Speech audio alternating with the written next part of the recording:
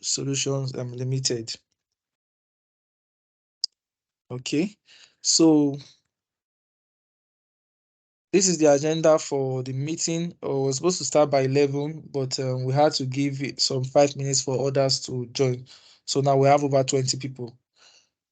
So we're going to have our opening remarks and introduction of the facilitator, then the presentation, questions and answers, raffle draws, and then give vouchers and closing remarks and announcements. So as we all know, first year analysis is a very specialized aspect in the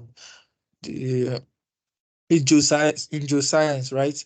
So we have other ones like AVO, inversion, and others. Pore pressure prediction, and it's very important that we stay for this section so we can have more insight on the fourth year analysis. The importance cannot be overemphasized, right? So I believe that by the end of this presentation, we are going to have a detailed insight on faulty analysis and its impacts in subsurface, right? Okay, so for the profile of Mr. Prosper Uzuma, he is a geoscientist at Harvest Geo Solutions Limited with about 4 years of experience in the oil and gas industry. He obtained a Bachelor's of Science degree in geology from Afe Babalola University, Ado Ekiti, and a Master's of Science degree in petroleum geoscience from the prestigious Obafemi Awolowo University, Ile-Ife. His skill set and expertise in subsurface exploration range from seismic data processing and imaging to seismic interpretation techniques and structural geology. As a member of a team of geoscientists at Harvest Geo Solutions, he has contributed to the completion of over 7 fault sea analysis projects, ranging from regional fault framework studies to blind well test studies, regional calibration studies, and prospect evaluation studies. As a geoscientist at Harvest Geo Solutions, he has been privileged to be a co-facilitator of an introduction to fault sea analysis training at Seplat Aberdeen office, Scotland, UK. He's an active member of Nape and a member of Nape YP technical team. He has a keen interest in energy transition, renewable energies, carbon capture and storage, and contributing to making the Earth a more habitable ground for future generations. Other interests and hobbies include young youth empowerment, team or individual sports, reading, music, and traveling. So, Mr. Prosper Ozoma, once again, you are welcome, and we hope that by the end of your lecture, I would like to call it lecture because fault analysis is a very specialized aspect of geoscience, unlike interpretation and others, right? So I would like to call it lecture because a whole lot of us are going to be learning a lot of new things today. So, Mr. Prosper Ozoma, you are welcome, and you have the floor. So before it comes up, if you have any questions, we prefer you write them down. So after his presentation, he's going to take all your questions, or you can drop them in the chat box. So while he's presenting, please, we should all mute our mics and then turn off our videos so that we're not going to interrupt this presentation. So thank you very much, everybody. Mr. Prosper Zoma, you have the floor. Thank you. All right. Thank you very much, Mr. Dumome. Please confirm you can hear me. Yes, Can yes, you you hear are me? very audible. All right. Fantastic. Fantastic. Fantastic. Okay. So, yeah, good morning, everyone. And I guess before I start, I would love to say a very big thank you to, of course, Nape and specifically Nape YP, both our ESCOs and the community for the privilege to, anchor the October technical series. So, yeah, I guess we can start. Let me just share my screen.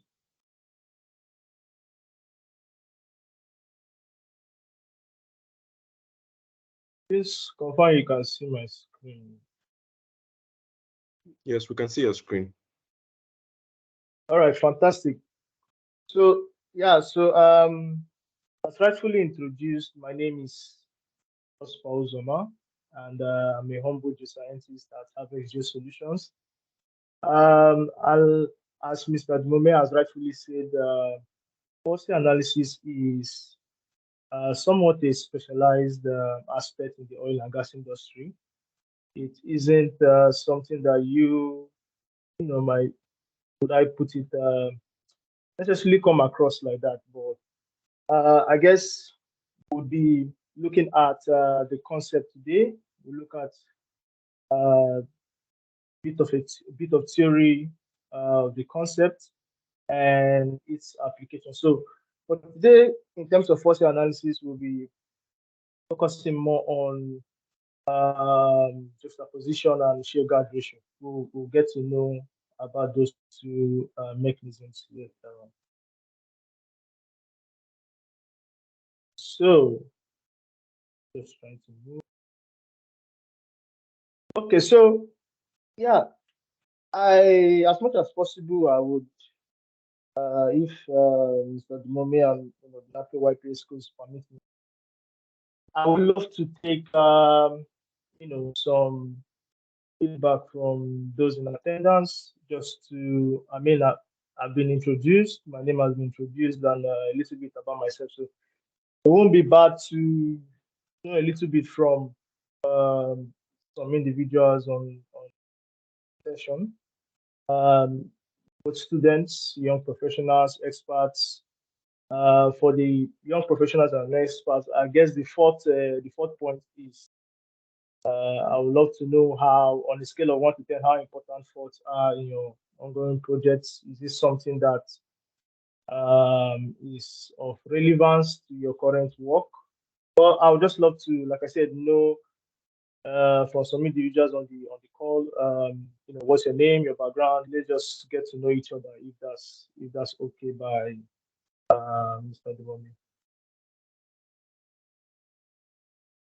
Is that fine? All right. Yeah, that is fine. So we could have like let's say 5 persons. Is that okay? Yeah, Quickly. yeah, that's fine. That's fine. That's fine. Okay, so do we have volunteers? Bamidele, Abdul Samad, Amos, Anthony, Bethel, Busuyi. Please kindly raise up your hand if you would like to introduce yourself and just okay. Okay, we have to answer up. We need 3 more persons to join. Okay, so Abdul Samad. Abdul Samad. Yeah, please just unmute your mic and just follow the template here. Your name, your background and affiliation, your expectations. And on a scale of 1 to 10, how important are thoughts in your ongoing project? You have the floor, Abdul Samad. Okay, sir. Good morning, everyone. First and foremost, I would like to appreciate Napi for organizing a webinar on this topic. My name is Adeyemi Abdulsamad. I'm a final year student from University of Ilorin, and I'm a physics student. I'm studying physics in University of Ilorin. And my expectation from this webinar is to understand the concepts behind fault seal analysis. Like I just want to understand the topic. And in terms of my ongoing project, um, it's not really, let me just say that it is not related to the project I'm actually doing in University of Learning, but I have a key interest in doing my master's in geophysics. So I want to start gaining insight into the geophysics geophysics. So that's all. Thank you. All right. All right. Thank you very much. So, Busui, you have the floor.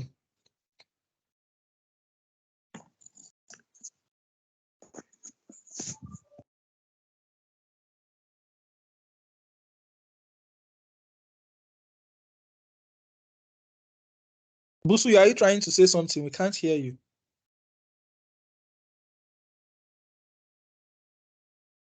Okay, while we wait for Busui, let's have Ogene Wegba. Please unmute her and then just give us a brief introduction. Okay, hello, good morning. Good morning, can you hear me? Yeah, Yeah, yeah. we Good morning. can. Go ahead, please. Okay. My name is Ogene Chukwu Weba from Delta State. I studied geology in Delta State University. I graduated last year, currently on youth service. I'm actually pursuing a degree in geophysics. That's immediately after my youth service. So I want to get more intensive knowledge on it because I've attended some of these webinars before, but I'm still looking forward to having a better understanding of it. So when I saw the training on Nape on PTI, because I did my IT in PTI, so when I saw it, I said, okay, I will create something during the meeting to see what it's really all about. So that's just my major reason. And I feel that it will be of help because I just want to get insightful knowledge from people that are already in the field. So that was just my major reason for joining. Uh, Hello. All right. Yeah. Thank you very much. Okay. Okay, we're back. Right. So, Busuyi, do you still want to say something? I think you have issues with your network because I can see that you've unmuted your mic, but we can't hear you.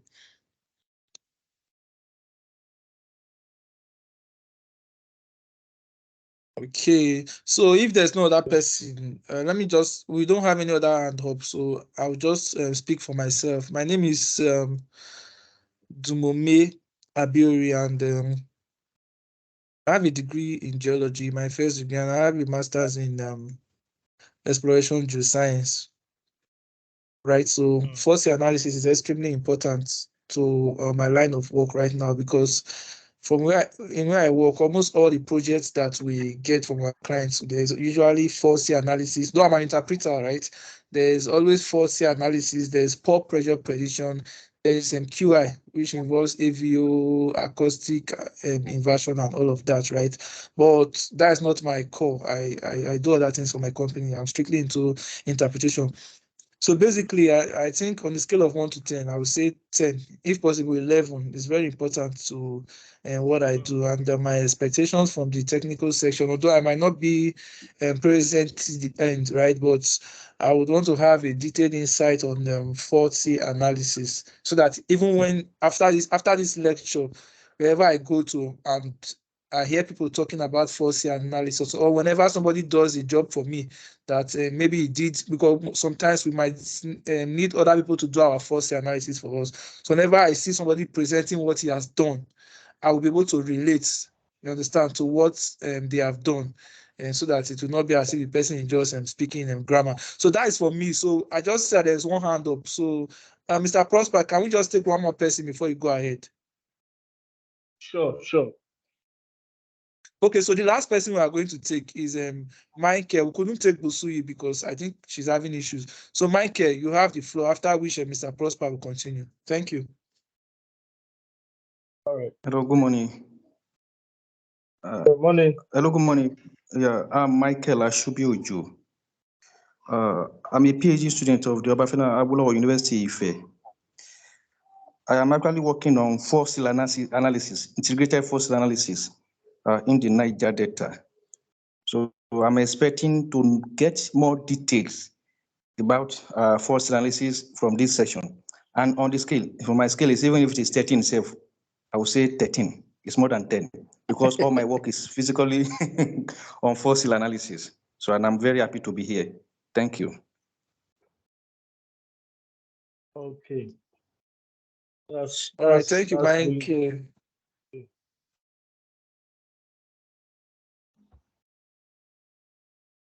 Yeah, go ahead, Mr. Prosper. Okay. All right. No, I mean, I had some, not some. I had various wonderful answers, and it seems as though this technical series is, would be of great benefit to a lot of us. So, I guess we can move along. Yeah. So, I mean, it's not just those in attendance that have an expectation. I too have an expectation. So I know Mr. Dumome had earlier on categorized this as a lecture. Not necessarily a lecture per se, but a sort of discussion, so that we can rub minds together.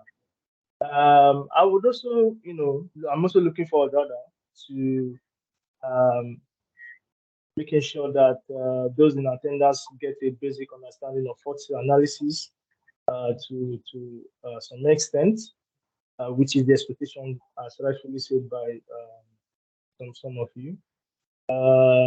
It's also an opportunity for me to gain knowledge. I mean, there isn't a point where you say that you've learned, you've reached your zenith, in terms of knowledge. So I'm looking forward to gaining knowledge as well from those in attendance.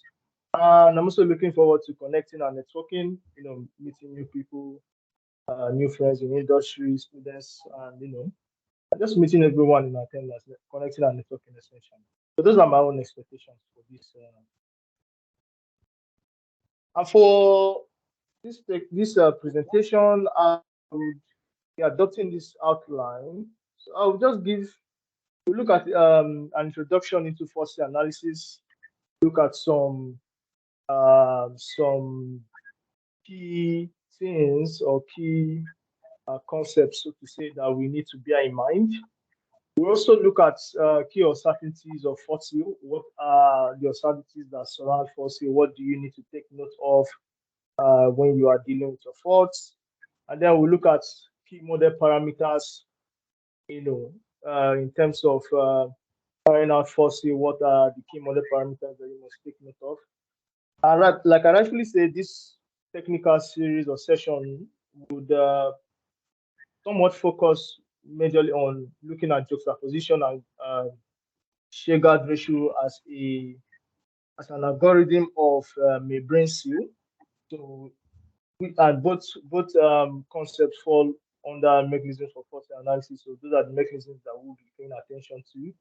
We also look at Monte Carlo simulation approach, which is an approach, a probabilistic approach that is able to consider variations in your input data, and then look at the application of force analysis in exploration, production, and then we look at a case study, right? A case study has been included that we would see how force analysis is applied to, so to say, a real life or a live data. Then we can take questions and answers. Summary.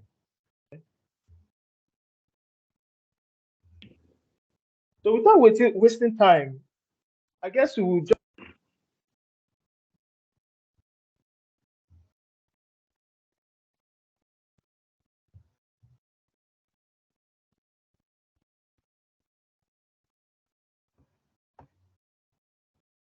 Hello, Mr. Prosper. I can't hear you. Hello. Wow, hello, can you hear me? Okay, we can hear you now. I don't know if just me or Wait. every other person able to hear you as well. At what point did you stop hearing me? Because I just noticed I've been on mute. I just when you presented this slide. Oh, okay. Thank God. Thank God. Yeah. All right. So sorry about that. So like I said, you can't talk about force analysis if you're not talking about faults, right? So faults are the star of the show. So just to take us a little bit back in terms of the basics and what we know about faults being fracture or a discontinuity, right, in the volume of rock, which there has been displacement, a very key thing to note, which is displacement. Displacement as a result of rock mass movement. So we see that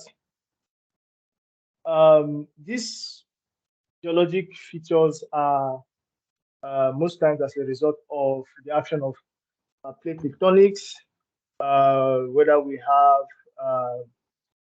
divergent plate movement or convergent plate movement or transtensional plate movements, and these plate movements then result to the various types of faults that we have. We are normal faults, reverse faults, strike slip faults, and all of that. So we must bear in mind that not every crack in the ground is a fault, right? And what defines a fault is actually the movement of the rock on either side of the fault. So again, just buttressing on the fact that there must be displacement before it is categorized as a fault, right? If there is no displacement, then it might be a fracture, but most likely a joint, not a fault. So the key thing to note that there must be displacement. And with faults, you know, with faults we have the fault plane, which represents the fracture surface of a fault. But we also have the fault zone, right? In fact, there are various schools of thought that consider faults as being 3D features rather than just 2D. So, as much as faults being planar structures, faults also have a zone, and within this zone, when we have um, rock masses moving, right, the constituents of the rock units on either side of the fault tend to, as they move, tend to be broken down and get involved in this fault zone, right? They get crushed and sort of deposited within this fault zone. Like the image you are seeing on the slide shows. Now this is from the Clashach Cove, Scotland.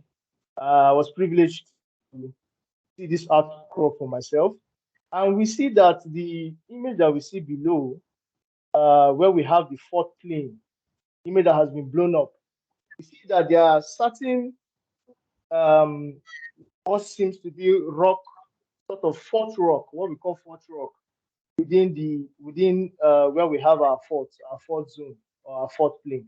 So we see that fault is not just a plane; it's a zone that could possibly have broken down constituents of the rock units that occur on either side of the fault within the fault zone. And that's when we now start looking at things such as shape-guard ratio, right?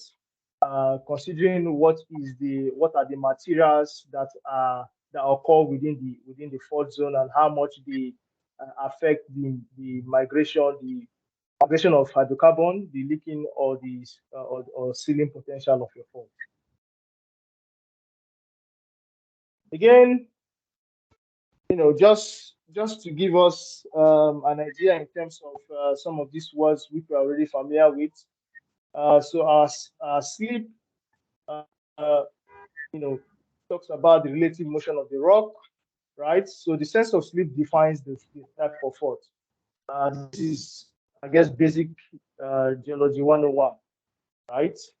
So the sense of sleep defines the type of fault. We know that if the hanging wall is moving down relatively to the foot wall, then we most likely would have a normal force, right? But if the hanging wall is moving up relatively, is displaced up relatively to the foot wall, then we would most likely have a reverse force. And we know that the throw talks about the vertical displacement of our fault. Heave talks about the horizontal displacement of our fault. And with a hanging wall and foot wall, we know that the hanging wall will always occur or occurs above the fault plane, and the foot wall occurs below it. And I just put a little question there just to get our minds, sort of working or moving. If we can identify the hanging wall and the foot wall of the diagrams below, I know this should be a piece of cake for us. Can anyone just quickly for the first diagram, is A the foot wall or is A the hanging wall? Any idea? Just quickly. A is the wall and B is the wall. Sorry, can you take that again? This was diagram. I said that the block A is the foot wall while block B is the hanging wall of the first diagram. Yeah, so yeah, wonderful. So A is the foot wall, B is the hanging wall because this rests on the fourth plane, right? So, and that's essentially a normal fault. So, and what we see with the diagram below shows this is the fourth plane, and this is a hanging wall. It shows the hanging wall moving, being displaced up relatively to the foot wall, which is essentially a reverse fault. So it's just taking our mind back a little bit.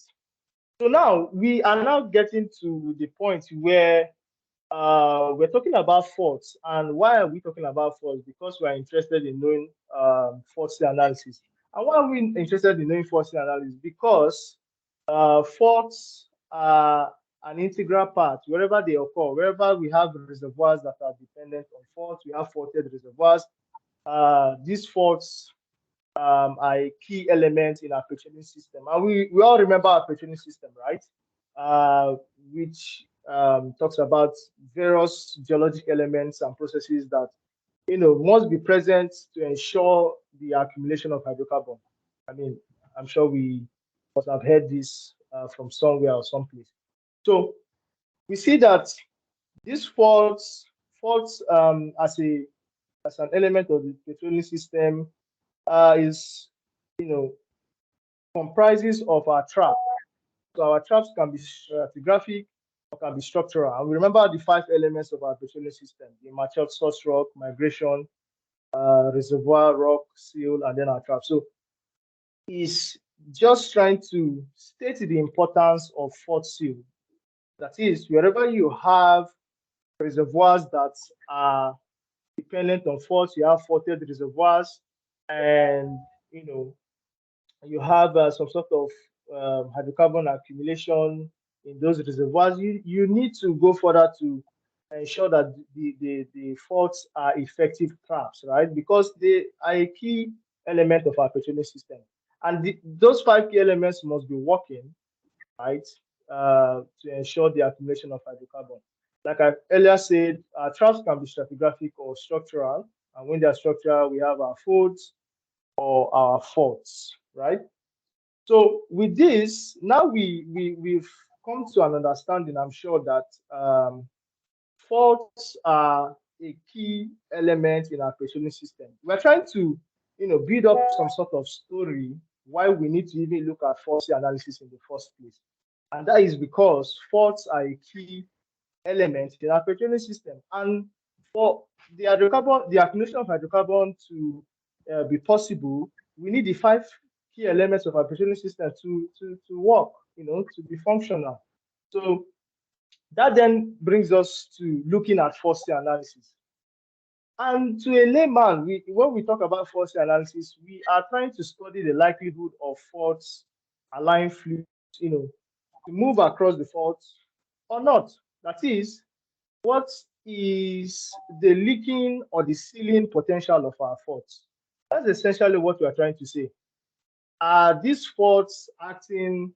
What is the behavior of your faults? Are these faults acting as effective traps, or are they allowing the migration of hydrocarbon across the faults? And in different stages of the life cycle of a field, you might want faults to act in different ways, right? So essentially, when there is the presence of faults within our hydrocarbon bearing reservoirs, is a whole range of possibilities, a whole range of scenarios. Anything can be possible because you don't know what is in the surface, right? We can't really see what's in the subsurface. Therefore, there are various scenarios that are possible when we have faults present within our hydrocarbon bearing reservoirs. And now for a typical prospect evaluation study, the good thing about fault analysis is that we are not just doing something abstract, right? We are getting outputs. We are trying to get output values, which we then impute, because the oil and gas industry is connected, right? The other day I think the other technical series which we had was on volumetric analysis, if I'm not wrong, when we did something on volumetric analysis. So we see that For force analysis, when you get your probability of trapping a column, right? Because we are dealing with Monte Carlo simulation, a probabilistic approach. When you get the probability of trapping a column and the possible range of column heights that you get, you then take those output values, and they are important for your volumetric analysis and your calculation of chance of success. So we are not just doing something that is abstract, so to say. But now, if we consider the diagram that you see on the right side of your screen, we see the sand units and the shale units, and we see that fault, right? See that fault structure is being shown, and we see that where, though we'll get to it, we'll get to the concept in much details later on. But we see that where we have sand and shale juxtaposition, that is, we have sand units and shale units occurring across the fault and are being juxtaposed together, right? That is permeable and impermeable, right? So your sand units are permeable layers, the reservoirs, and your shale units are impermeable layers. I'm sure this is a basic understanding, right? So, but we see that for this sand unit here, it is just opposed with the shale, where you have green, where is polyfill is green. See that below it, where you have,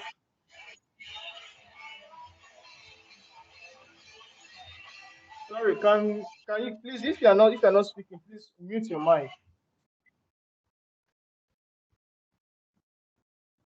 Please, Thank you. Otoja, please mute your mic, please. Thank you. OJ Otoja, thank you. Thank you very much.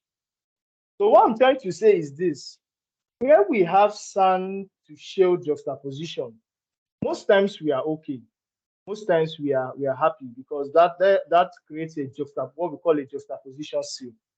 But we see that where we have below where this arrow is, we see a sand to sand juxtaposition, right?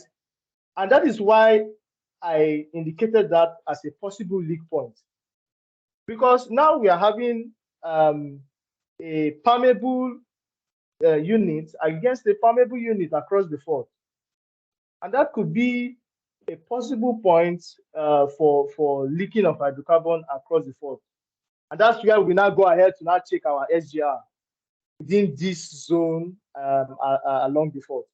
So this leak point now will essentially control the amount of column height that you can get within your sand, right? And also control the fluid contact within the sand unit. So this is why force analysis is important, because if you do not go ahead to do force analysis and you think that your hydrocarbon in your sand unit is safe, but you don't know that there is a permeable unit juxtaposed against a permeable unit, and probably the SGR within that zone isn't great. So what you would have is hydrocarbons leaking from the hanging wall of your sand unit to the foot wall of your sand unit, and you think that your hydrocarbon are well stored, so to say. So this is where force analysis now comes into play to help you check all of this, right? So yeah, so can we just do something very, very quickly? So we've talked about where we have faults within our hydrocarbon. Like I said, this session is going to be like a discussion and quite interactive. So please bear that in mind. I don't know if I said that in the beginning. So where we have faults within a hydrocarbon reservoir, there are various possibilities and there are various uncertainties in terms of faults.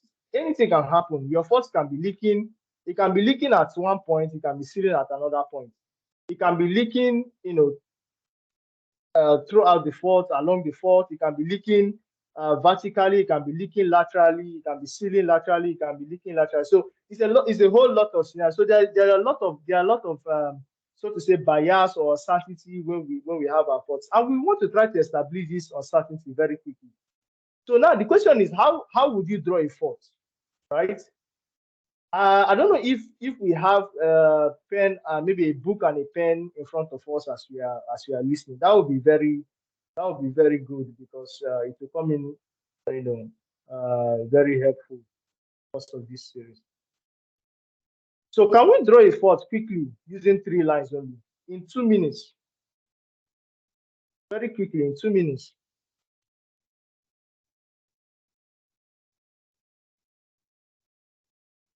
Do we understand the instruction to draw a fort using 3 lines?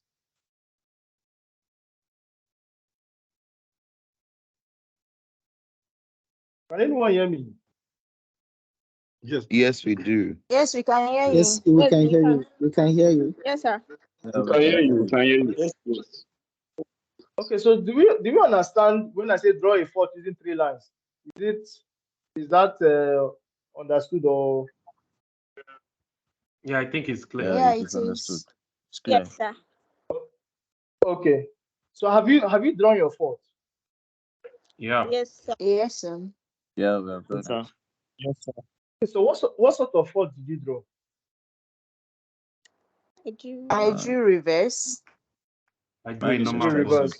I drew normal Okay, fort. no, Normal fort. good. Mine is a So strike slip. I drew normal. I drew okay, normal fort. okay. All right. So I'm willing to bet that if we take a poll, across this session, and we consider what sort of fort each and every one of us has drawn, I'm willing to bet that the higher percentage will lean more to people who have drawn normal forts, right? Yes. Yes. Sure, yeah. And yeah, and it could be why is that? It could be because, I mean, if you look at Nigeria, our most prolific basin is the Niger Delta Basin, right? Yeah. And Yeah. what we see most, the types of fault that we see most often in the Niger Delta are our normal faults, right? But if you tell someone that lives in Austria or maybe the Netherlands to draw a type of fault, they most likely will draw a strike slip fault. Maybe a geologist in Netherlands or Austria, to draw a fault using 3 lines. They most likely will draw a strike slip fault for you. So this is now where different biases come into play when we are considering our faults, because I mean there's the interpreter's bias. There are a lot of uncertainties and bias that come into play. So does this now, like, in a way, further establish the fact that with faults there are a lot of biases and uncertainties, and the importance for faulty analysis? That's where we are going to. And like I earlier stated, with faults, it could be a different range of things. So we see that with faults, our faults could be leaking, across the fault, or it could be sealing across the fault. So it's a different range of scenarios. It could be leaking, along the fault. It could be sealing along the fault. And for different disciplines, different disciplines see faults in different ways, right? For the social geologist man, he considers faults being more of barriers rather than conduits. But for we in oil and gas that deal with hydrocarbon reservoirs, and according to a great man, Alan 1989, we don't immediately categorize faults as barriers or conduits until we are able to establish what stratigraphic units, the behavior of the stratigraphic units that occur across the fault, right? And that is why I put this slide there, because these hydrocarbons, when we're talking about hydrocarbons being trapped, we're talking about hundreds of thousands of years to millions of years, right? And a lot of work has been done in terms of fossil analysis. So what we are doing is standing essentially on the shoulder of giants, right? Because most of the concepts, most of the ideas, what you'll be hearing today, we are essentially paying respect to some, great men, great women, great people that have done some work on fossil analysis in the past, and we are recognizing the work that they have done and standing on their shoulders, using the concept that they've used, in terms of solving our own problems. But the good thing is that as we stand on their shoulders, we can see things that they probably were not able to see, right? So that is essentially what we are doing, So most of the concepts that we'll be hearing are concepts that most likely, that have been used in the past. That were so to say invented by some really great thinking men in the past. So just to set your mind on some of the concepts that you'll be hearing. So if we look at some key uncertainties, so we were talking about uncertainties. Of course, when we have faults, there are a lot of uncertainties. So that one is I guess already established. So with the many uncertainties that affect fault mapping. So we know how faults are being mapped for those of us that do a bit of into interpretation, seismic interpretation, and all of that. That you need to do your fault mapping on seismic, and yeah, go ahead to generate your depth maps and all of that. So, however, in terms of mapping these faults on seismic, there are various uncertainties that might come into play and affect the marking of this fault. So one of those uncertainties is your fault geometry, and with the fault geometry, we are somewhat asking ourselves, what is the position of the footwall? Because, like I said, as much as we, of course, get better in terms of our fault mapping on seismic, there's still that hint of interpreter's bias that comes into play. So we are asking ourselves, what is the position of the footwall? What is the throw of the fault? Because the throw of your fault from your seismic will be dependent on how correctly you've picked your horizon on either side of the fault, right? So if I pick my horizons yeah, not maybe not properly, then I'm having a displacement that is displacement of the fault that is not somewhat correct. Again, we're asking ourselves, what is the shape of the fault? Are we having let's say listric faults? In our fault mapping, are we abruptly when we are mapping our faults, are we abruptly stopping the mapping? Are we extending our faults, more than what they are? And with our stratigraphy as well, we're also looking at, are we dealing with growth faults? Is there growth on our faults or not? And we know that if we are dealing with growth faults, then the thicknesses of our stratigraphy on the hanging wall and the footwall might differ, will most likely differ, right, with our knowledge of growth faults, right? So it is also a question, it's also an uncertainty that we also have to somewhat deal with when we are looking at faults. So are you dealing with growth faults? If there are no growth faults, then we most likely should expect the thicknesses of our stratigraphy units across the faults to be similar. But if there is growth on our faults, then we know that a lot has happened to the hanging wall, right? It might not even be the same stratigraphy units that are occurring, on the hanging wall and the footwall, and the thicknesses will most likely differ. So that is an uncertainty that is faced when we are carrying out faulting. Another very important uncertainty is our seismic resolution.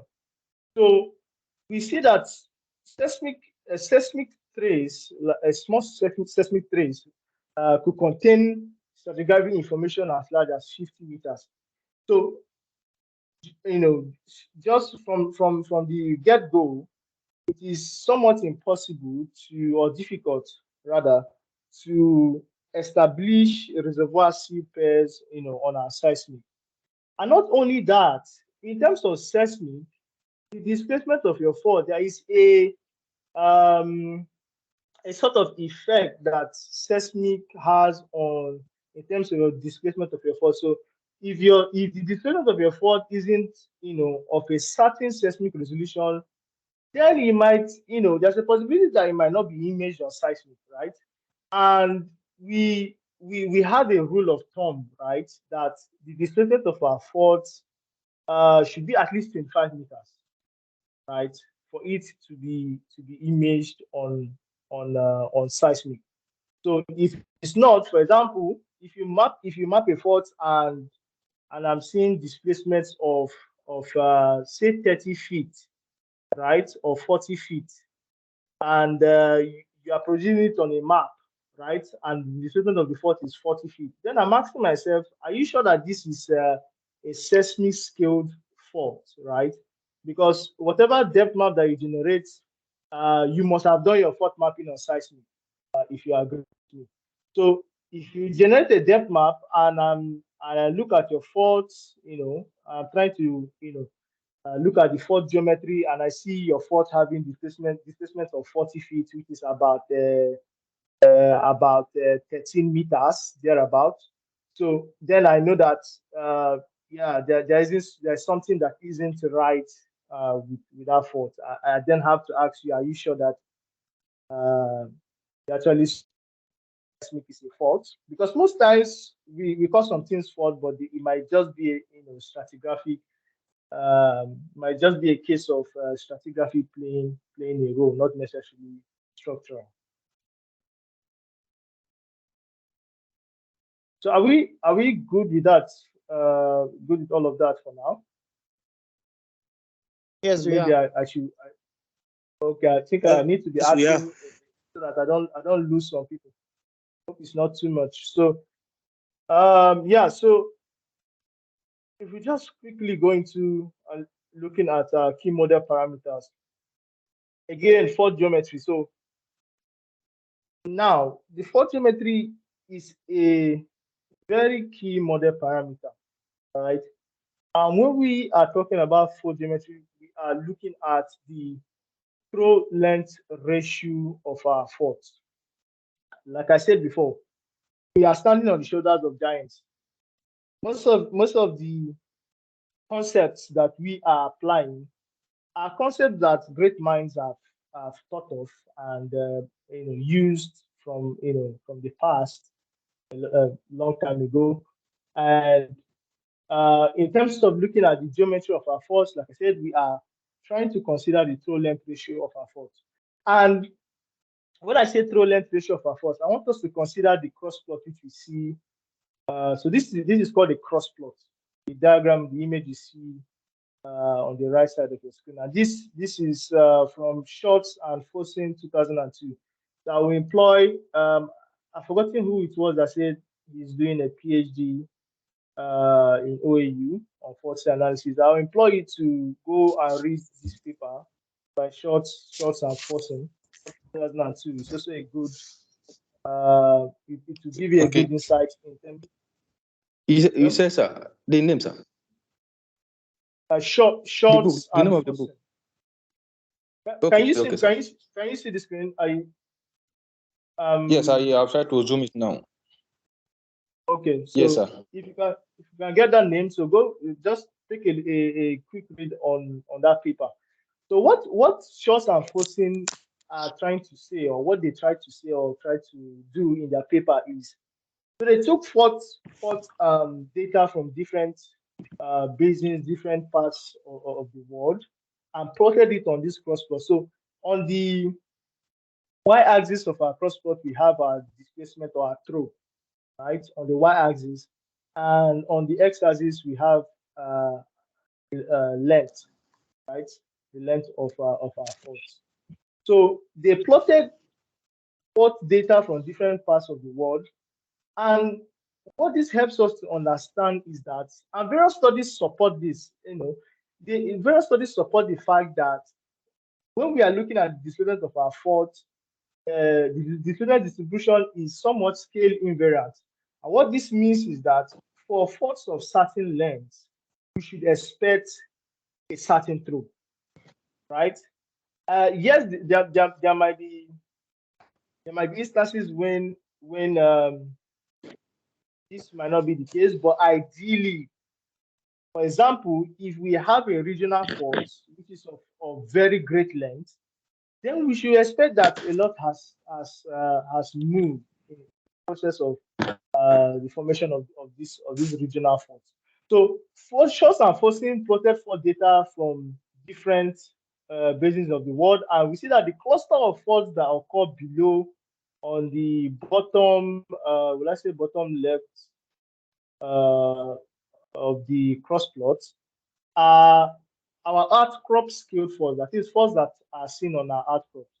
And then the faults that occur in the middle are seismic scale faults, and the faults that occur at the top right of our cross plot are our regional scale faults. So we see faults of great length and faults of great throw, right? So that's what they helped us to understand in terms of our fault geometry, right? Again, some other wonderful people, Young Sug and David 2004. So these are materials that are out there on the internet. You can get them and just read for yourself and sort of enjoy yourself. So again, they too took forth data from different people have used from different environments, lacustrine sediments and all of that, and plotted as well on this cross plot, just trying to again establish the fact that faults that have certain lengths, we should expect certain throws for those faults. That is why we are talking about the throw length ratio, comparing the throw and the length of our faults, right? And then if we look specifically at the fault displacement and throw, we see that there is an expectation in terms of the throw plot of our fault, right? Now consider this bullseye. This is I don't know how many of us know that, right? The stuff that they throw the darts to is called a bullseye. So consider this bullseye diagram. So ideally, what we should expect of our throw plot is this sort of what would I call this shape now? Is it an elliptic shape, right? For our throw plot. That is, we should expect the minimum displacement to be at the tips of our fault, and the maximum displacement to be at the center of our fault. I don't know if you get that. So that is what we should expect in terms of the throw plot of our fault. So the throw plot is a result of measurements along our hanging wall and our footwall, right? That is how the throw plots are generated. So this is what we should expect. But most times, because of bias, uncertainty, and all of that, sometimes we might even map on seismic. We might map two faults as one.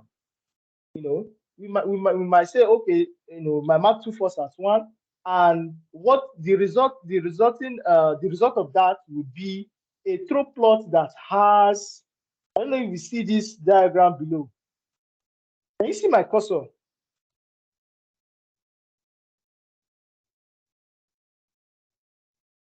Can you see my cursor? Yes, Yes, I we think can we can see. see. Yes. Yes, we can. Okay. Yes, we can Yeah. see. So yeah.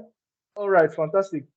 So most times we might, have mapped two faults as one, and what we then have is this sort of structure in our throw plot. And what this indicates is that there are two maximum displacements that has been mapped as one fault. And this could be an indication that there are two faults here. Because remember, what the expectation is the minimum displacement to be at the tips of the fault and the maximum displacement at the center of your fault. But now you are having two maximum displacements, right? Which could be an indication that two faults have been marked as one. So that is in terms of projects and live projects and all of that. That is something that we actually look at in detail to ensure that we don't have a situation such as this.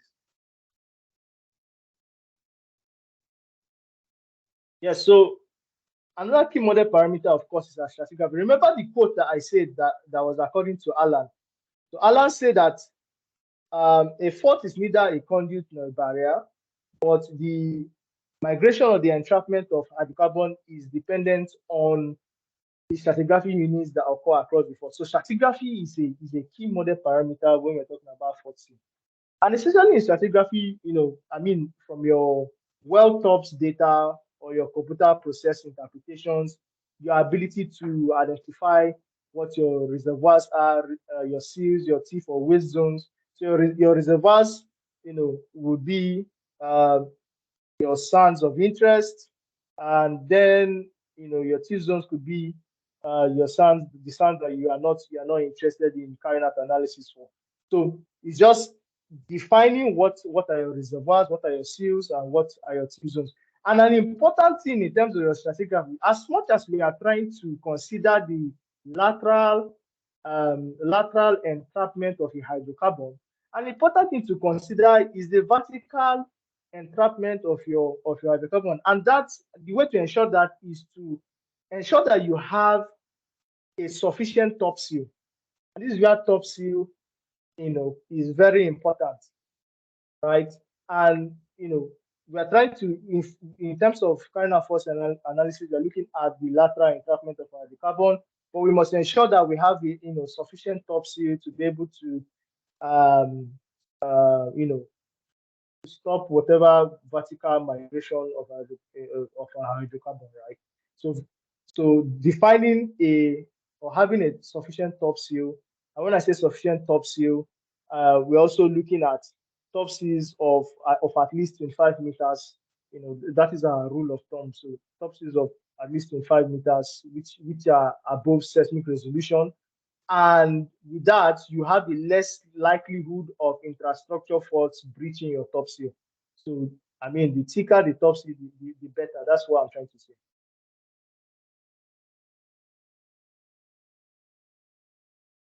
Good. So, yeah. So another key model parameter is your trap analysis. Now, this is so basic that you will not. This is so not basic, rather maybe simple, so to say, that you will not believe it. But it's so simple that you are just applying basic geologic map interpretation. Even a 100 level geology student can most likely do this. So if I mean for the students on the technical session, this is why you need to take your map interpretation very seriously. All the field work and all of that that you go for, and you are generating maps, and all of that. So you need to take that bit very seriously. So with geologic map interpretation, like I say, and we are saying, okay, for our prospect or discovery of interest, right? What are the faults, right, that are enclosing this prospect or discovery of interest, right? So first of all, on what side of our faults is our discovery or our prospect situated? Is it on the hanging wall, on the foot? So you see these black boxes, they've been put there to indicate where what is your downthrown, what is downthrown, or what is upthrown, right? So these are just basic. I mean, they're just basic or simple steps, like, right, to take. But you need to understand what you are doing. So when we indicate what side of our fault our prospect or discovery is situated on, then we can then go ahead to identify what the possible spill points for our prospect or our discovery. In this case, because wells have been drilled on this map, this is a discovery. So what the spill point for the discovery would be, what the direction of spill would be, and what segment of your faults would you consider in your analysis, right? And that's where understanding trap geometry then comes into play. What I did was to put the statement profile. Remember the throw plot. Remember the throw plot that we are talking about, and this is on our technology. This is what it looks like, right?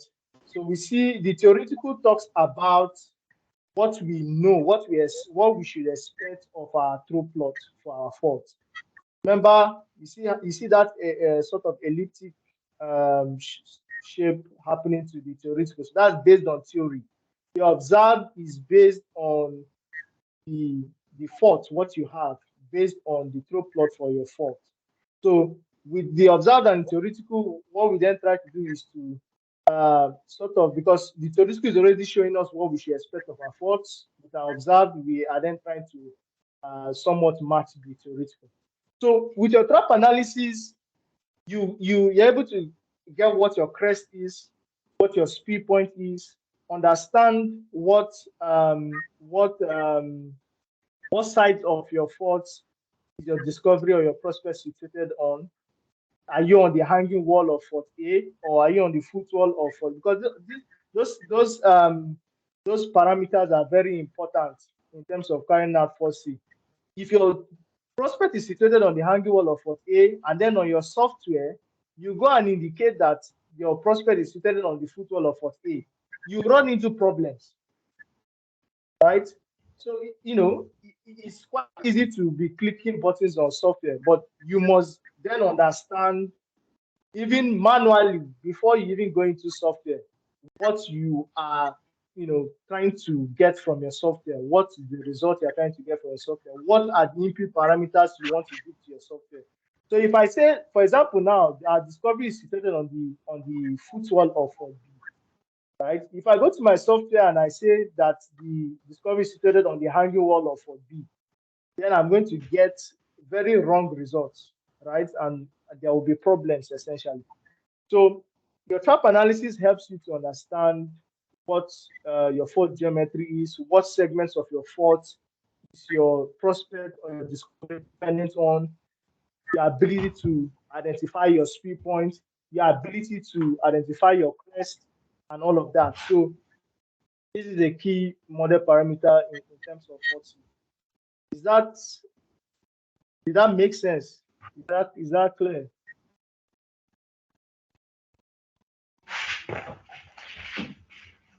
Is it too much? Is it clear? Yes, sir, it's clear. Okay. Only one person said it's clear. It's clear. It's, All right. it's clear, sir. All Clear. right, fantastic. All right. Hello, So, sir. Sorry, do you take questions during the section or after the section?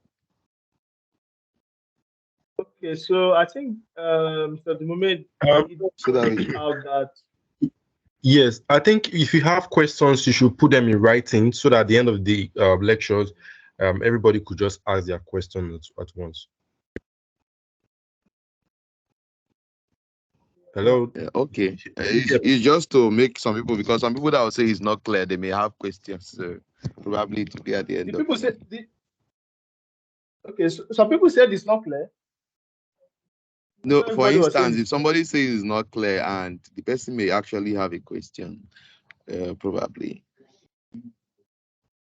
Okay, can please just, as much I know it might be a little bit, let's say, difficult. I don't use difficult, but it might be a little bit tricky to still remember. That's why we say just write it down, please. Just take down your question. At the end, we can take all the questions, right? Please just write down your questions. And just note the slide number, I guess.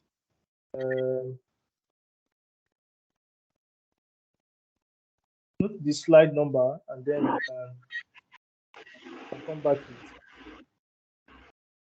So yeah, so we'll move on to mechanism for force analysis. Like I stated before at the beginning of this presentation. So we'll be focusing on juxtaposition and shear guard ratio, right? And but please, if you are not speaking, please mute your mic. A lot of feedback from me.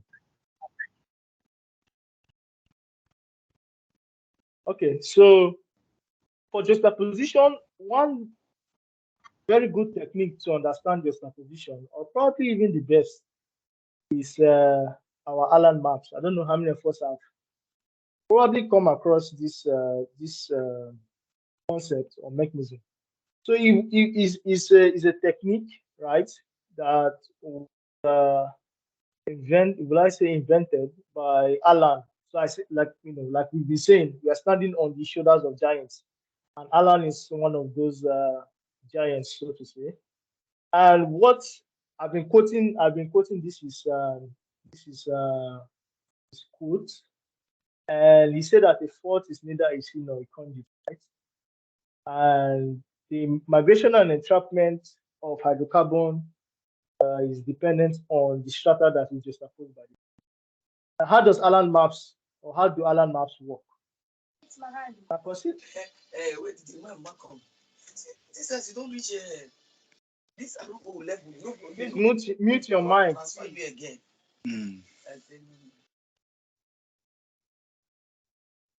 Thank you. So let us consider the map on the top left corner. So we see that fault that has been indicated. You see this fault that has been indicated by the red polygon, right? Now, if we map the footwall of this fault, right, as this. Now, the assumption is that we are dealing with two sands, sand A and sand B. Right? Bear that in mind. We are dealing with two sands in terms of our stratigraphy, because Allen maps are built based on your stratigraphy. Let me just like remember what we said. Depending the migration and entrapment of hydrocarbon depends on the strata. When we say strata, we're talking about stratigraphy, the stratigraphic units just opposed by default. Right? So we are using an assumption of a stratigraphy that has two sands, sand A and sand B. So we map the footwall of this fault, right? And we see what sand A and sand B looks like. And then we map the hanging wall of that same fault.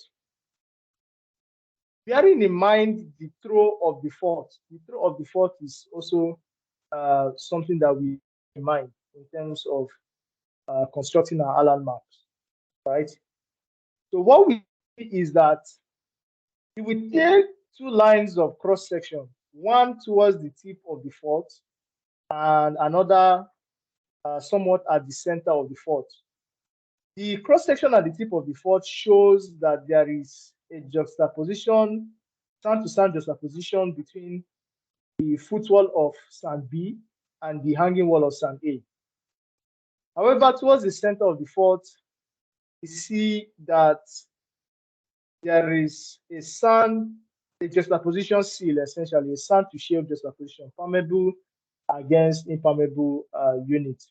So we see that with this fault, it most likely would leak towards the tip of the fault, unless you are able to then go ahead and check what the edges are within this zone of sand to sand juxtaposition is. But this fault will most likely leak towards the tip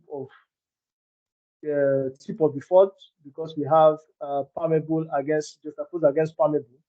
But towards the center of the fault, where we should expect the maximum displacement of the fault to occur, we see that we have a juxtaposition seal that is permeable against permeable. So this is the beauty of Allen map.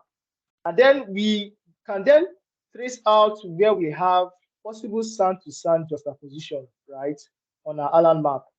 And the result of this is that if the footwall of sand B was charged with hydrocarbon, right? If you remember in our introduction where we are talking about with the diagram that had a possible leak point. Now, if sand B, was charged with hydrocarbon, what would happen is that these points where we've traced out as our sand to sand distribution would then be possible leak points across the fault. And these points on our Allen map would then be a controlling factor to the column height that the footwall of sand B can trap and the expected fluke contact within sand B. And what you would have is that, whatever hydrocarbons that get to that fill in sand B and get to this possible leak points will then migrate up to the footwall of sand A. I don't know if that is clear. So this is the beauty of Alan map. So it helps us to know what are the possible juxtapositions that occur with our stratigraphic units. We have sand to sand juxtaposition, or is this sand to shale juxtaposition? So that is what Alan map helps us to understand. Another very good technique that helps us understand juxtaposition are our 4 triangle diagrams, or they call them juxtaposition diagrams. All right, this one might be, I won't call it complex, but is very easy to understand. So what we need to understand is that the lines that go horizontal, right? The lines that go horizontal are our footwall, right? The lines that go horizontal are our footwall. That's why it says footwall cutoffs. And the lines that go diagonally are our hanging wall, right?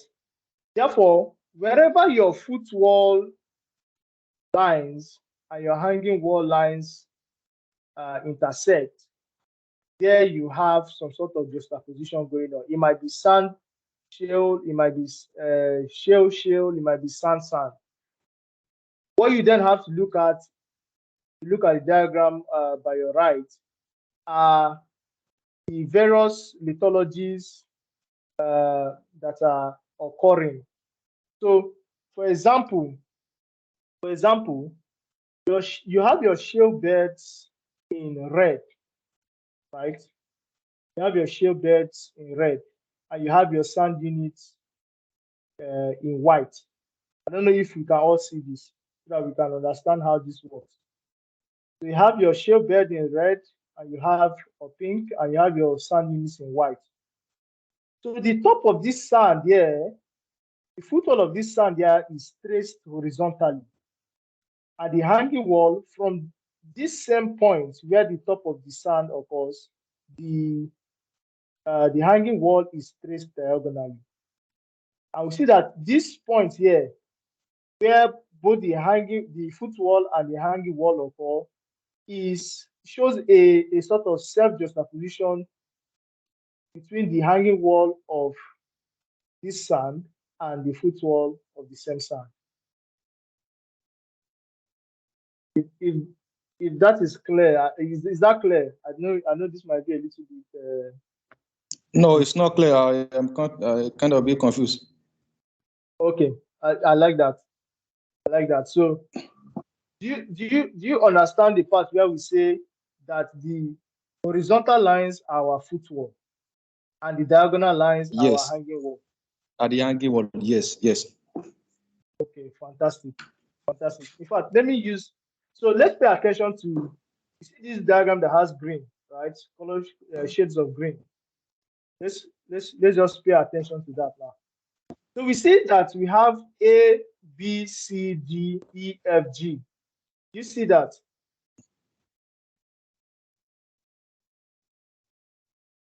Can you see what I'm saying? Is that? Yes. Can you see that? Yes. Yes, sir. Good. Yes. Good. So what we are saying is that, let's take for example A now. Yes. We want to concentrate on A. The footwall of A, you see where the top of A is. The footwall of A will be traced horizontally. At this top of A as well, the hanging wall of A is traced diagonally. And therefore, where you see where the footwall is, look at where the hanging wall is. The point where both of them meet at this point, still within A, is where we have a sort of self-juxtaposition between sand A on the hanging wall and the footwall. Let's take another example where we have juxtaposition between A and B. You see B, see the top of B. The footwall is traced, isn't it? Pay attention to B now. You see B. the foot wall is traced, right? And the hanging wall of B is traced. But you see that the hanging wall of A that is traced intersects with the foot wall of B. And at this point, that's why you now have A slash B, where you have juxtaposition between A and B.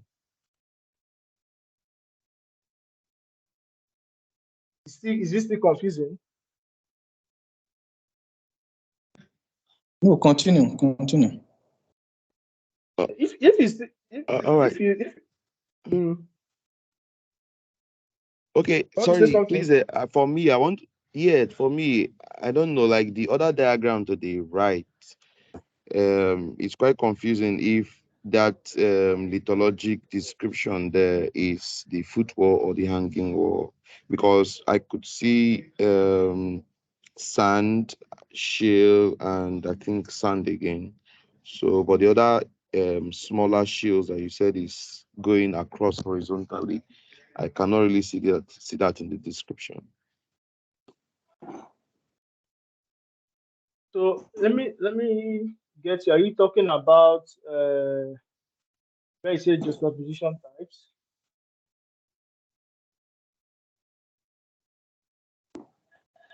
Okay, no, I was just trying to see because you talked about tracing what you have on the footwall across like horizontally. So I was actually looking at the right one, which is more descriptive in terms of color. So I was trying to see how some of those this brown, it's actually rhyming with what we have on um, um, the interpretation. That's the fashion interpretation. Okay, so what he's trying to say, I'm trying to understand if you're talking about where it says shale, sand, and sand shale. Right? Is that what Yes, you're talking with the about? color, how do we distinguish between shale or sand, even from that thing? Because I see some green and some white. Then you say our shale is red while our sand is white. So is this the yes? So yes, but the your green color, shales what is it are meant for? so let's get this. Your shales are red Red, or you said pink, it. so to say, Yes, and okay. your sands are white, right? Okay. Now it is telling us two things. One, look at this legend, and this legend. So it is telling us that there are various juxtaposition types. Now, for your juxtaposition type, you could have shale juxtaposed with shale. You could have shale juxtaposed with sand. You could have sand juxtaposed with shale, right?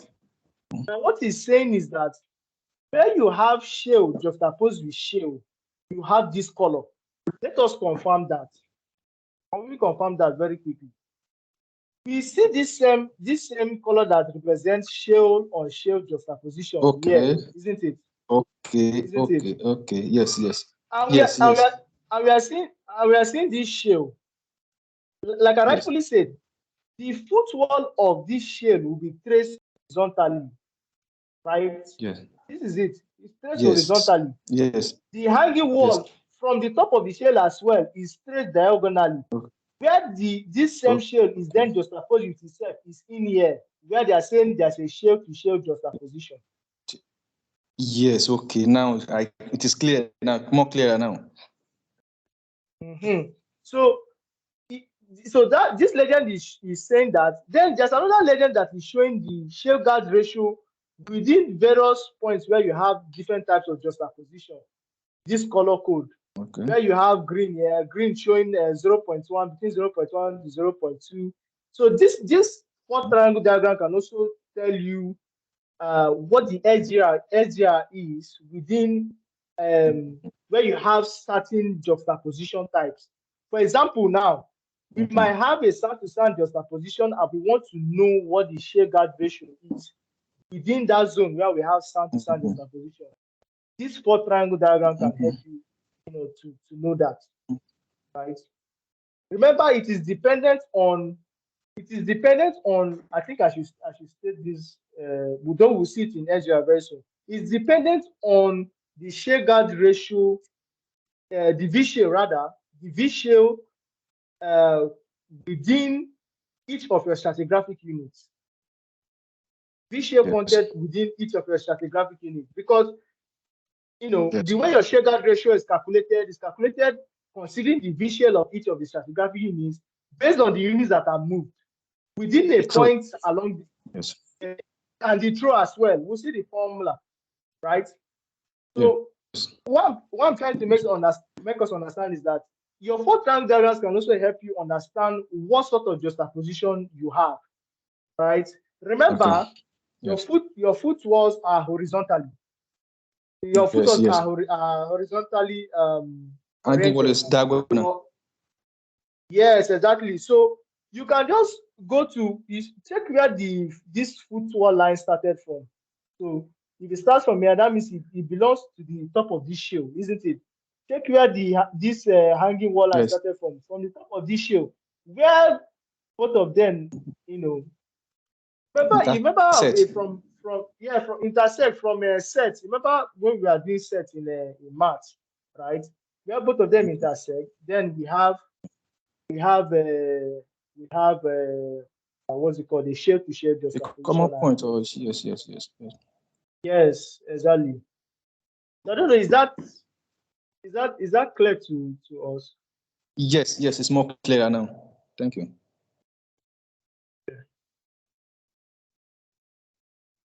Let's move on. So another mechanism that we look at is, so most times some school of thoughts believe that if you do your Allen maps and you have sound to sound juxtaposition, then you might want to go ahead to check what the shear guard ratio within the zone where you have sound to sound juxtaposition is, right? So what your shear guard ratio looks at, it considers a particular point within the fault zone, right? So it deals with a particular point within the fault zone. You want to know the shear guard within of that point within the fault zone. And your shear guard ratio considers the V-shell, like I was saying earlier on, the V-shell and thickness of each of the stratigraphic units that have moved past that point. Right? V-shell content and the thickness of each of the stratigraphic units that have moved past that point divided by the throw of the fault, right? And it's 100%. So then you get the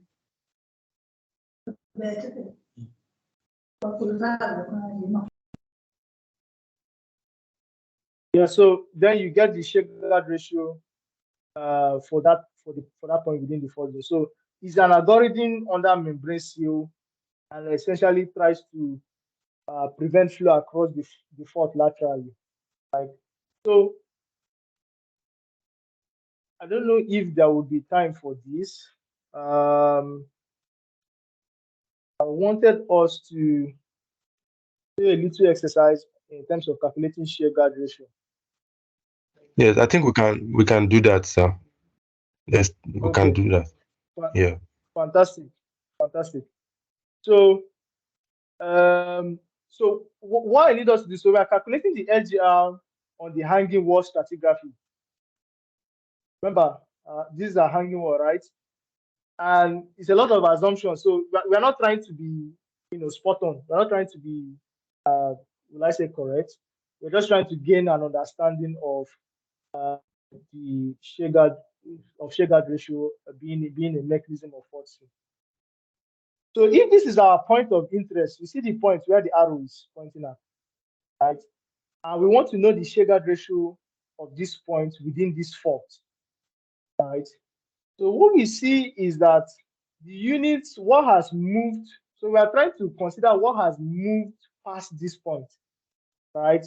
And therefore, if we are considering the stratigraphic units that have moved past this point, we are going to start considering a bit of this layer above sand, not sand rather, above layer B, right? We consider a bit of this layer above layer B.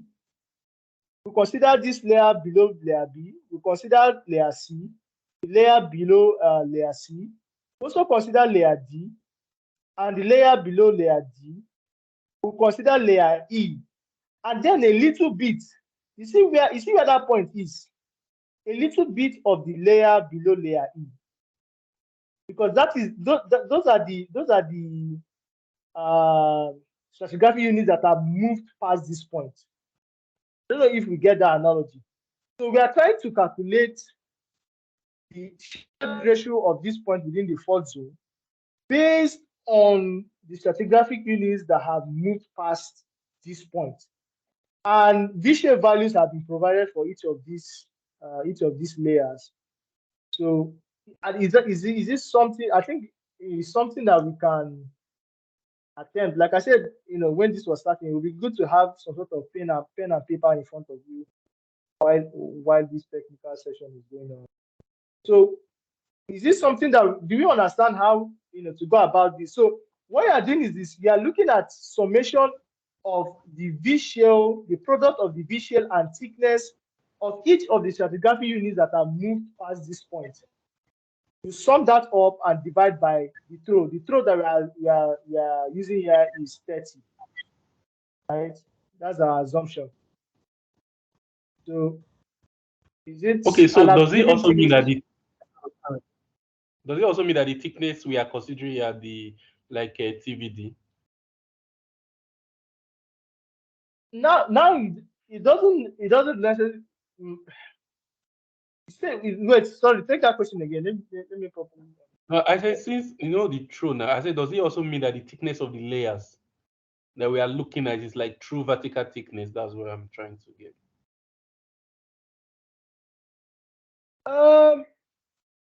Yeah, but for this exercise, it might not necessarily will I use the word matter vertical thickness. I just want us to get an understanding of how this is calculated. Just know that your what's it called? Your parameters are in feet. Right? You are dealing with feet. No, so what I wanted to understand, maybe the software you are using, does it use the stratigraphic thickness or the vertical thickness? That's what I just wanted to clarify. Then you also Okay. understand that the thicknesses might be different on both sides of the fault. He uses this. So I was saying earlier on, he uses the stratigraphic thicknesses, the thicknesses of our stratigraphic units. And I was saying earlier on that ideally, if you do not have growth on your fault, you should expect the thicknesses of your units on either side of the fault to be similar, except you Yeah. have growth. Except you have growth on your fault, then that's where you might then have some differences in terms of your thickness. But it uses the thicknesses of your stratigraphic units to calculate this. Does that answer your question? Yes, it's fine. Yeah, we can move on. Okay, so we are using the V shell of each of the units multiplied by their individual thicknesses. These are the assumptions. Is this exercise straightforward? Is this something that think let's can we attempt it? I think we should.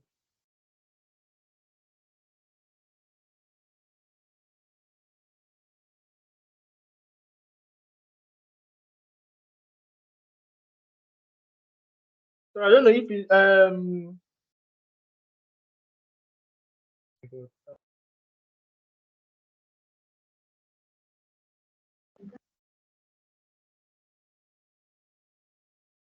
can you help me in terms of organizing this? Because Okay. maybe Is anyone currently attempting to do this? Yes, sir. Okay, let's say 3 minutes for us to attempt it.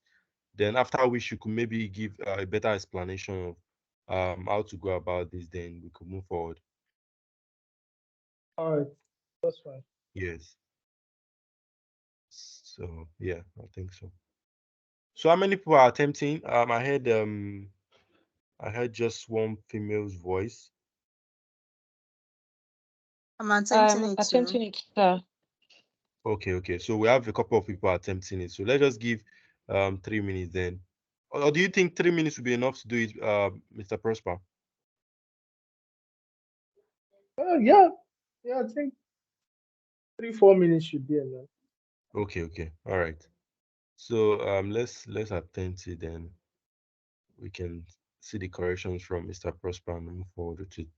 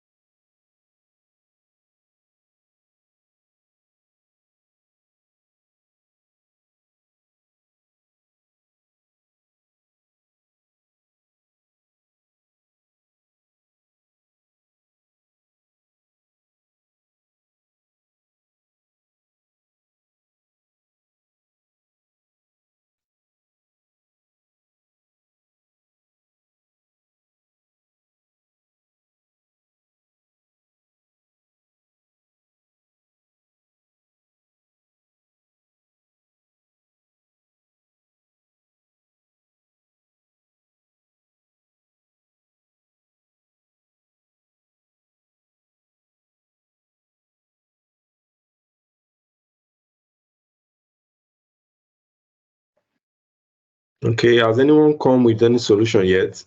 Has anyone arrived at any solution?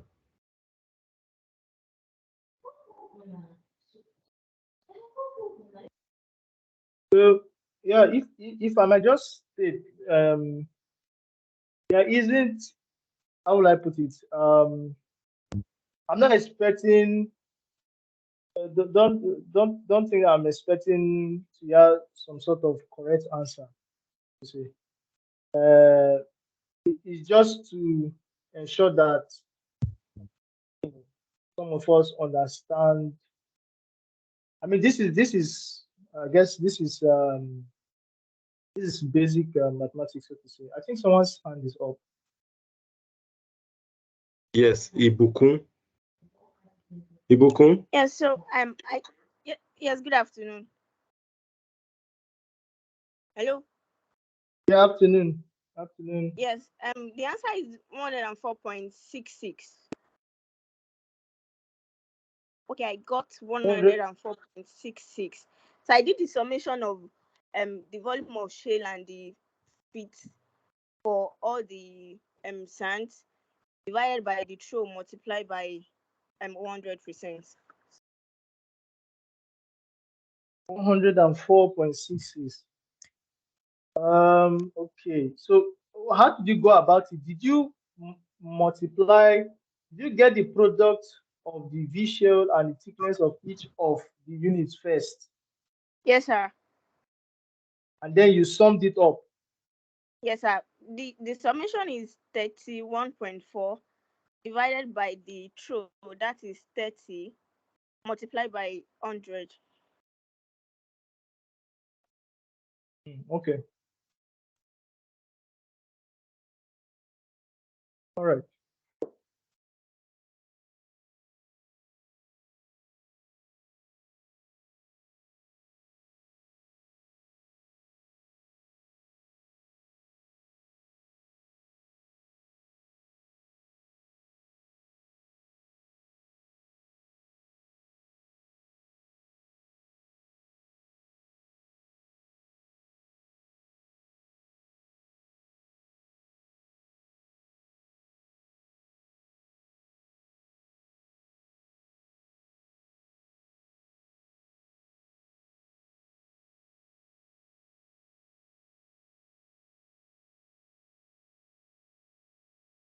Has any other person attempted it?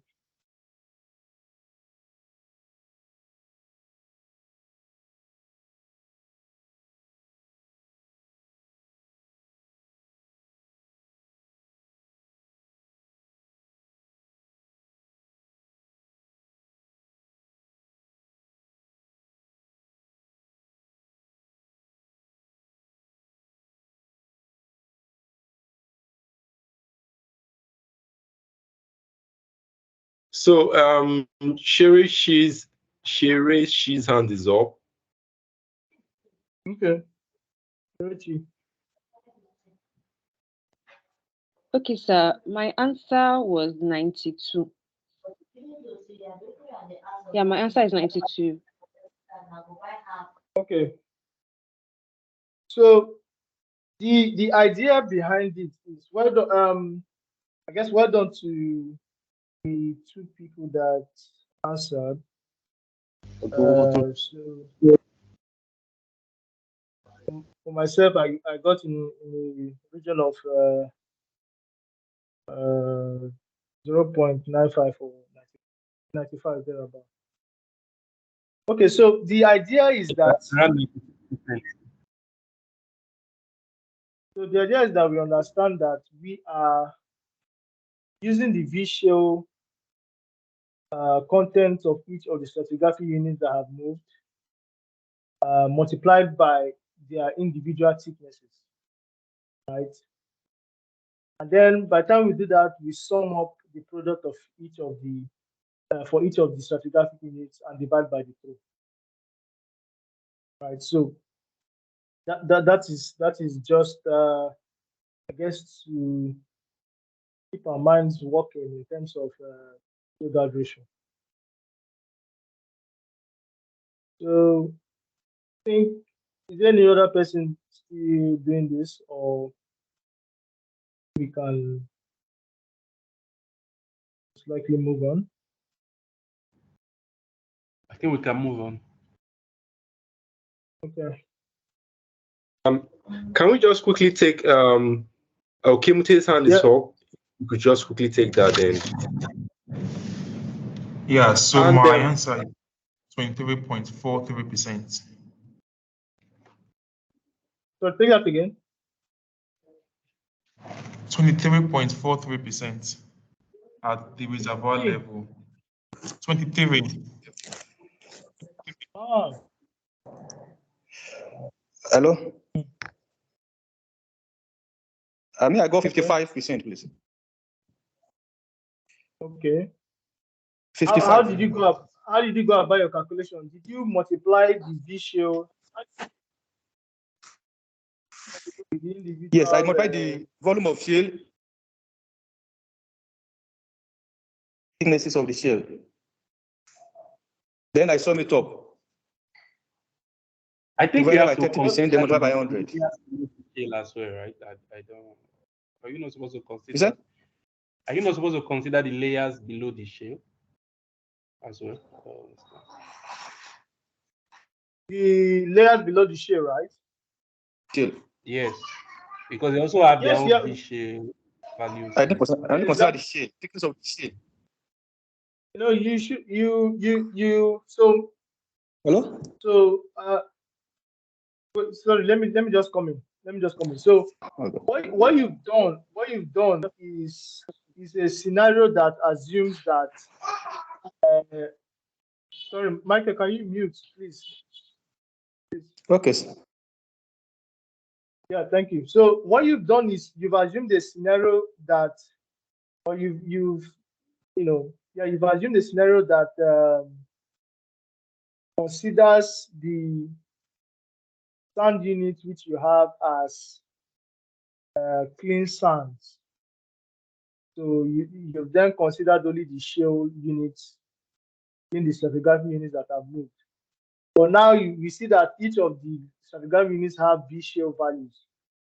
So you need to consider each of the stratigraphic units for calculation. But yeah, well done to everyone. Well done to everyone. Let's move move quite quickly now.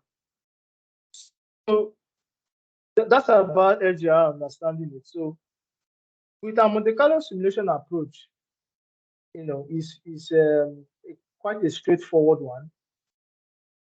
The idea behind this is that deterministic models would always behave the same way every time, right? And with your deterministic models, the deterministic models only consider the most likely values of your input parameters, right? And they don't consider the variations in your input parameters, because your input parameters uh, might vary. For example, you might say that the crest of your structure is at 5,000 feet, but the maps that have been produced, because I'm getting your crest from map, the maps that have been provided might be based on the sort of contour interval that the interpreter has chosen, right?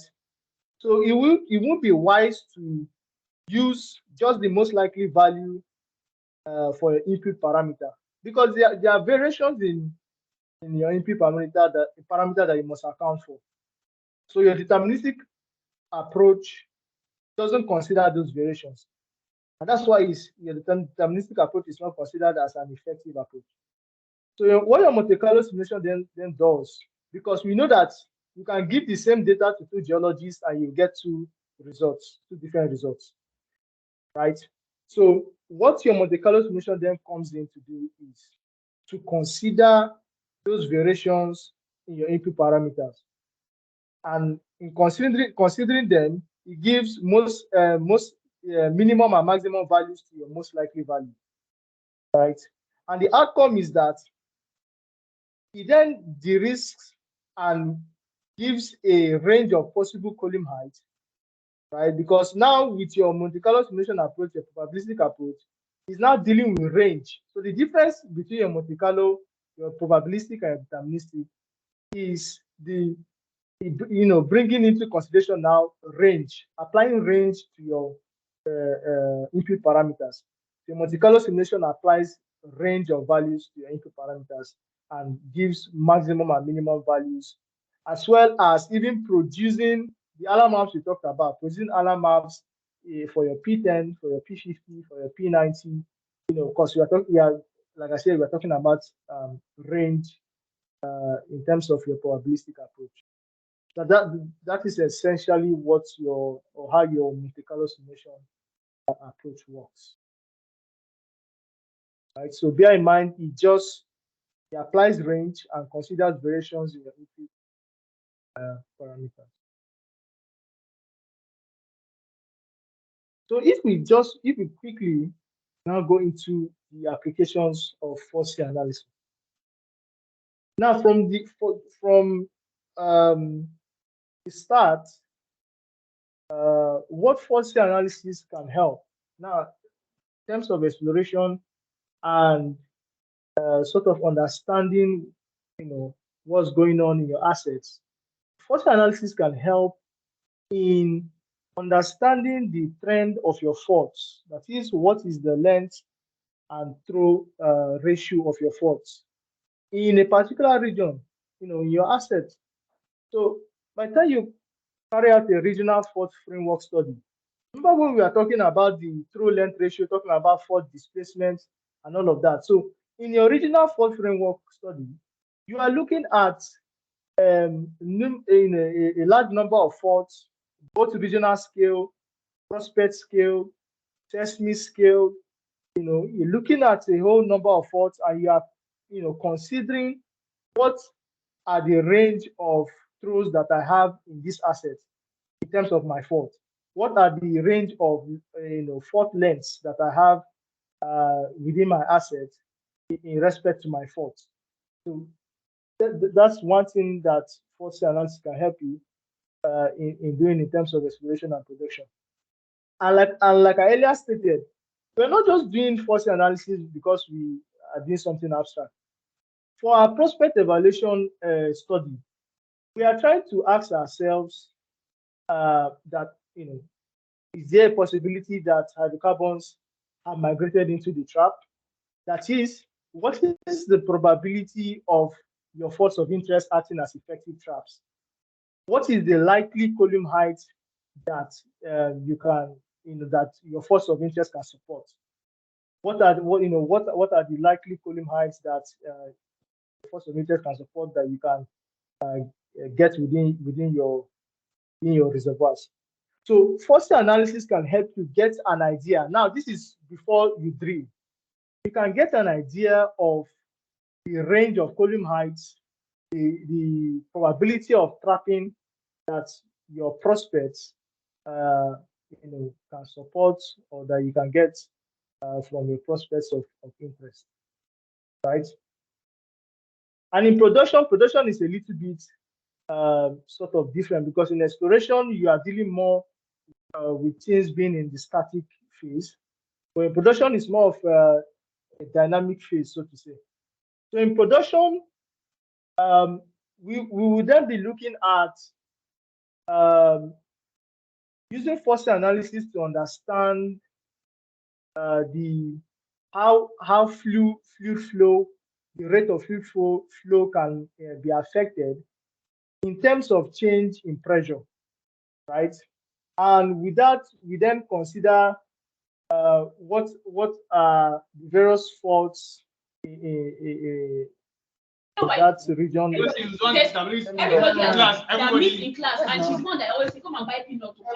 Hey, please mute your mic. Khadija.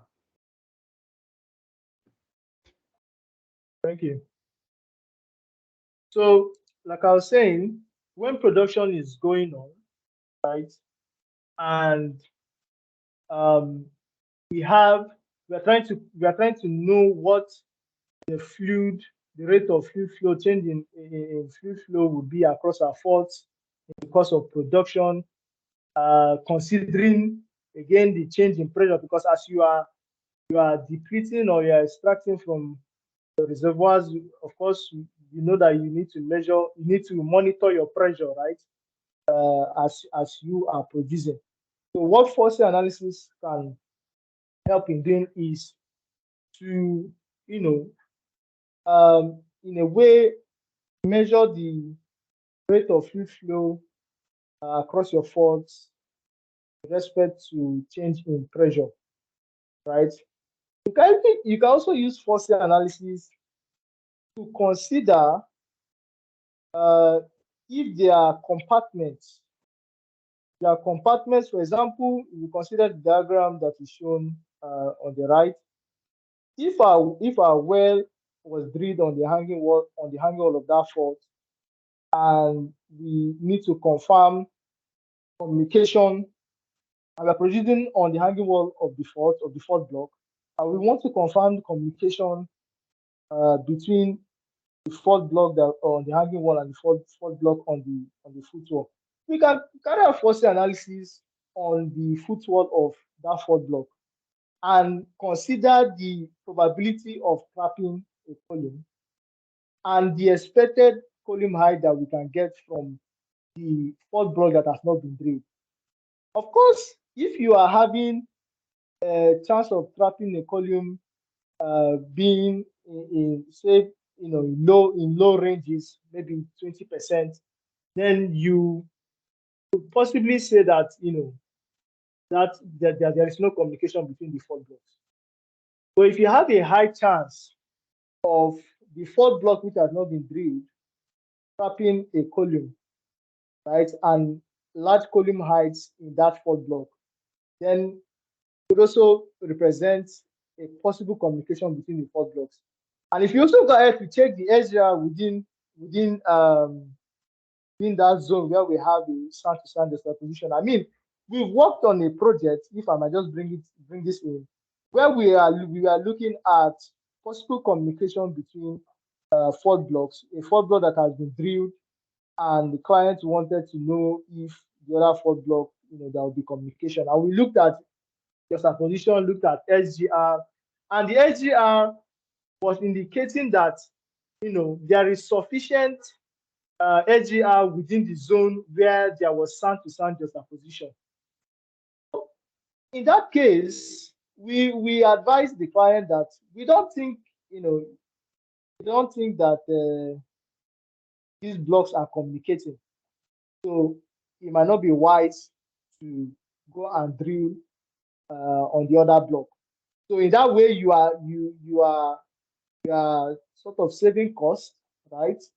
And you are helping people or clients make decision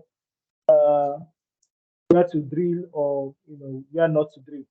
So those are also the ways we use force analysis in potential state. Another one, another very important one, is in terms of a regional calibration study. So what we do in a regional calibration study is to look at discoveries, various discoveries in an asset, right? Discoveries that have seen or that observed fluid contacts, hydrocarbon water contacts, right? And we try to model those contacts for each of the discoveries. And the end product of that is that we get various errors or differences between the modeled hydrocarbon water contacts and the observed hydrocarbon water contacts. And with those errors, we can understand why those hydrocarbon water contacts were observed by the wells that were drilled. And we can also then apply those errors to future prospects that will be drilled within the assets, right? So if I carry out regional calibration in an asset for 4 discoveries and I get an average error of say 5 meters, right? And I know why I got those errors for each of the discoveries. If I go ahead to drill a prospect in that same asset, right, I can then apply, say, okay, for these various discoveries that I carried out force seal on, I got error of 5 meters in terms of comparing my modeled fluid contact and my observed fluid contact. Therefore, I can apply this same error to the expected column height that I'll be looking at getting for my prospect of interest. So if you then see a column, you see expected column height of maybe 10 meters, and you have error of 5 meters already from your previous regional calibration studies, and you apply that to your expected column height for your prospect, which will then be 5 meters, right? The error being applied. So then you can then make decisions if you should go ahead to drill for that prospect or not. So those are just the capabilities of force seal. And like I earlier said, we have a case study that we can just quickly look at. So this is a case of a regional calibration study, right? And just to give us a bit of context in terms of this. So again, we looked at a paper, a publication of Orekoya Adedoyin et al. System. We actually presented this at Nape last year. Yeah, so we actually presented this at Nape last year.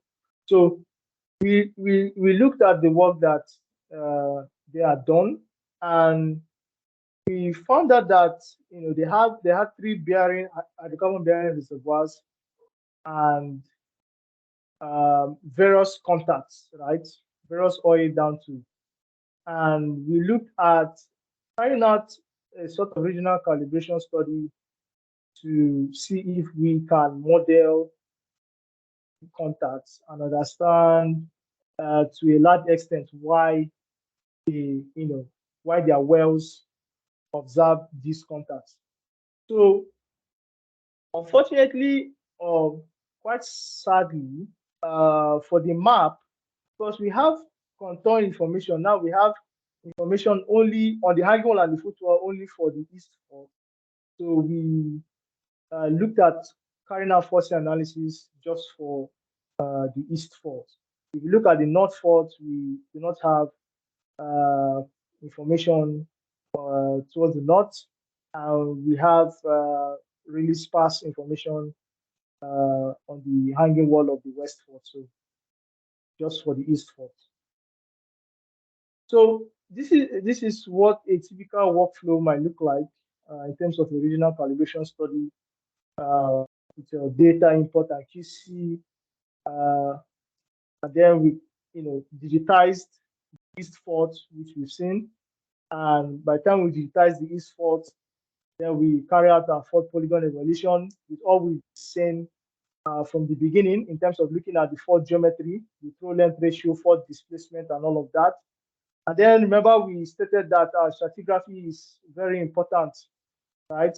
Because that will help us understand what stratigraphy units are juxtaposed across our fault.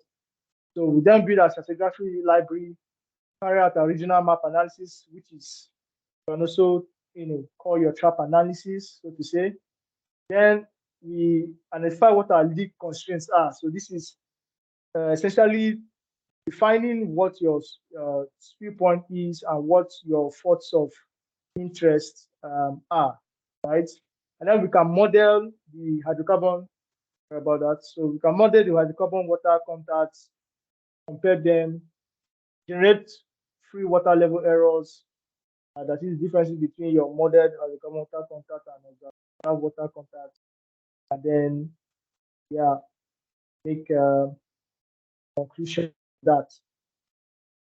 So for the east fault, we digitize the faults because we're able to digitize faults on our technology, and we see what the fault looks like before, right? Please confirm that you're still with me. Yes. Yes, we're still with you. Okay. Can you hear me? So yes, I can hear you. Okay, so what I'm trying to say is we digitize the east fault. Remember, the east fault is our fault of interest.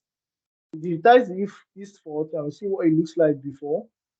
And what the theoretical, as Libert says, is that this is what we expect of our fault in theory. And on importing the fault in our software, this is what the throw plot for the fault looks like. That is the observed. So what we just, because now we do not have much major discrepancies between our observed and theoretical. So, it just took minor adjustments in terms of ensuring that our observed throw plot matches the theoretical, right? So not so much tweaking, so to say. So that is the fourth polygon evaluation accuracy. We looked at the throw plot, looked at our displacement profile, ensured that our observed matches what is known in theory in terms of our throw plot. That is essentially that. Now, there are cases where you will have even more complex throw plots than what you see here. It's just that it is quite. It's not an easy one to come across data lying around. Yeah, so we have to make do with what is available. We do have data, but not every data can be shown, right? So with the stratigraphy, from their paper, we looked at this cross section, right? Because there wasn't necessarily any sort of log data available. We look at the cross section, you see the X1000, X2000, X3000 reservoirs, and came up with, what looks, sort of stratigraphy library, so to say. I remember, sort of stratigraphy library, so to say. I remember what I said about our top seals. We have our top seal being 27, which is about about 80, at least I think more than 82 feet, which is a sufficient top seal, right? So we have our top seal taken care of. We ensure that the top seal, we have no problems with the top seal or worries with the top seal. So then we go to our trap analysis, right? And then we identify what parts of faults do we have our discovery situated on. on the east fault, we have the discovery situated on the footwall of the east fault, and the discovery situated on the hanging wall of the west fault, right? These are, like I said, just basic geologic map interpretation, identify our crest and our speed point, right? Because these are parameters that we need, to give or to input into the software. So remember the fourth triangle diagram that we were talking about. So this is one generated by our technology. We then get to understand what the Shegard ratio values would look like, where we have sand to sand juxtaposition, so sand to sand juxtaposition, sand to shale juxtaposition, and shale to shale juxtaposition, right? And we see that where we have possible sand to sand juxtaposition, we have SGR values within 0.25 and exactly 0.30.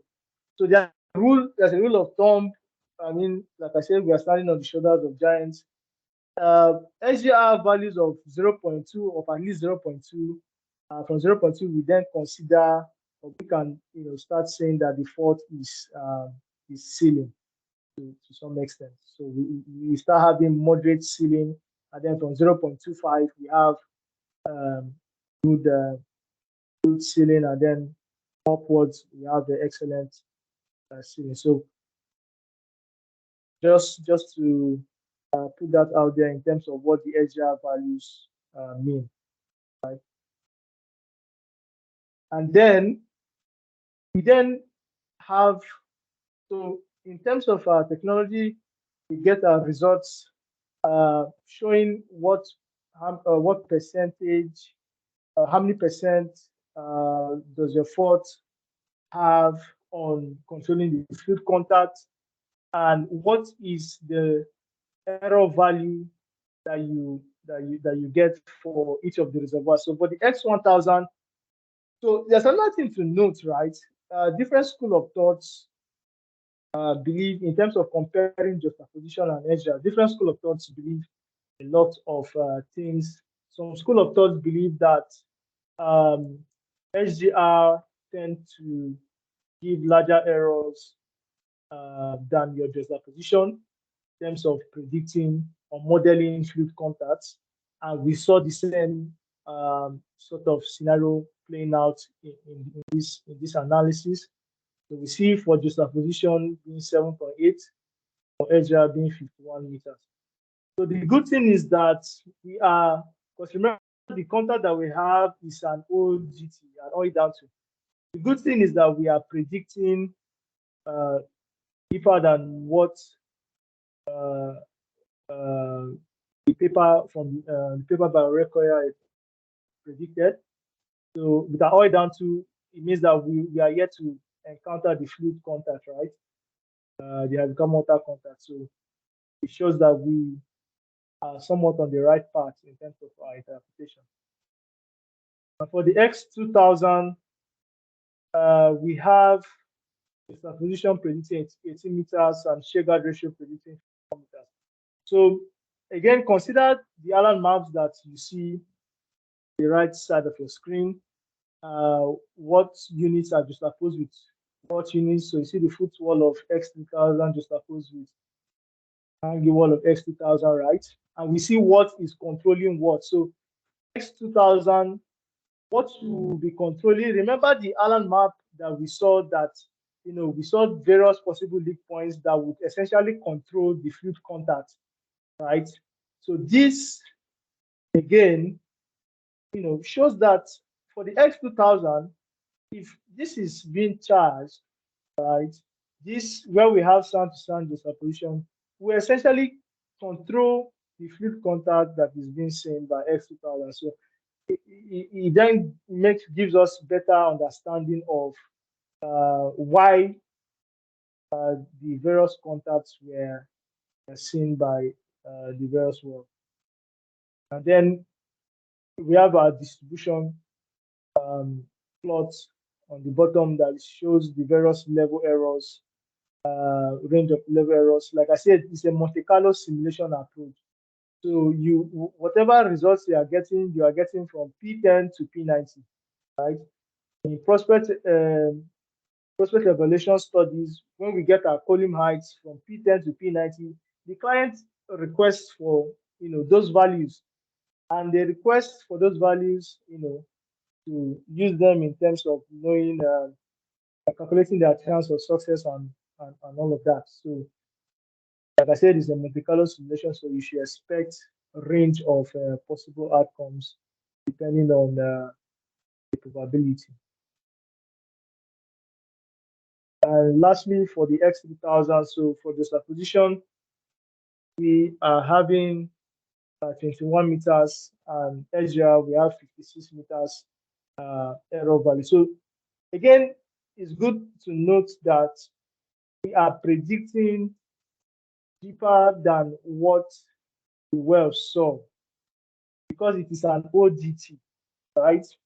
If it were, even if it were a hydrocarbon water contact, some of these errors that we're predicting are not that bad. Yeah, so this is just a case study, just to show in terms of carrying out a regional calibration study. So remember, we want to understand why these contacts were seen by the various reservoirs, and we see from the island maps that they have certain sound-to-sound juxtapositions, from the island maps, and we can then understand what is going on and why these reservoirs saw the various contacts. So, yeah, is that good?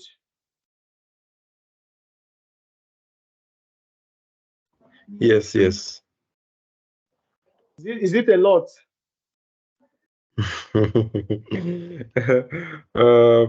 For some of us that might be hearing of this for the first time, yeah, but I mean, you've taken time to really as much as possible break down what everything means. So yes, you've really done well. I don't know if you have concluded already.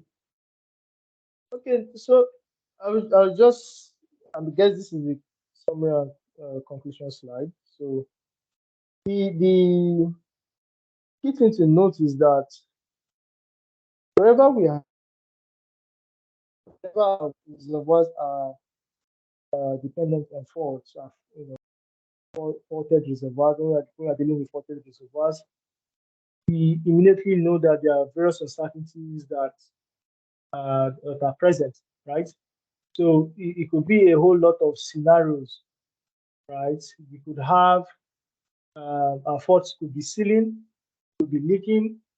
You could have different juxtaposition scenarios. You could have a sand to sand juxtaposition, a sand to shale juxtaposition, or a shale to shale juxtaposition, depending on what it is. So it's a whole range of possibilities when dealing with your faults. And that's why we need to then look at fault seal analysis.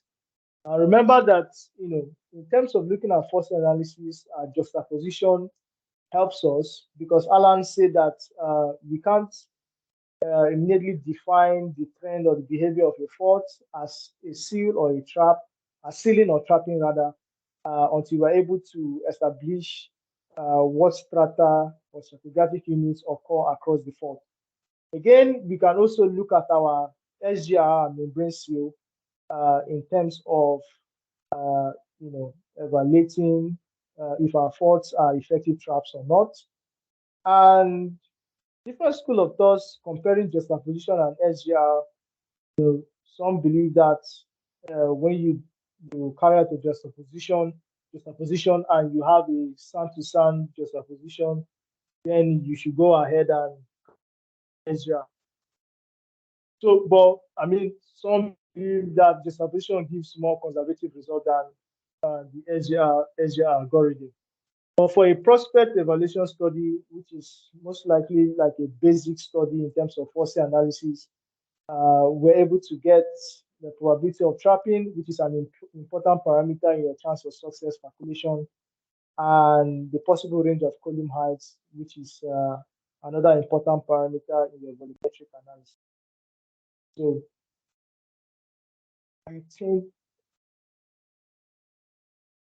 yeah, so I would just like to, I guess, say a big thank you to Nape, to the Nape ESCOs, the Nape community for the platform.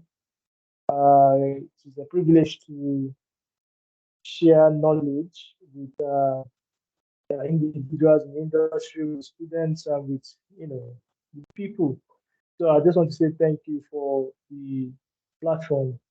I want to also thank, of course, my organization, Harvex, for permission to use the available technologies and intellectual property. And I swear to our technical partner, Southern Highland Geology, for, of course, they're the ones that invented or made possible the technology which we use, and their expertise as well. So if you just permit me, we do have, like I said, we are earlier, I spoke about, I just mentioned our technical partner, Southern Highland Geology, social geology. We have a fossil analysis training coming up November 6th to 10th November.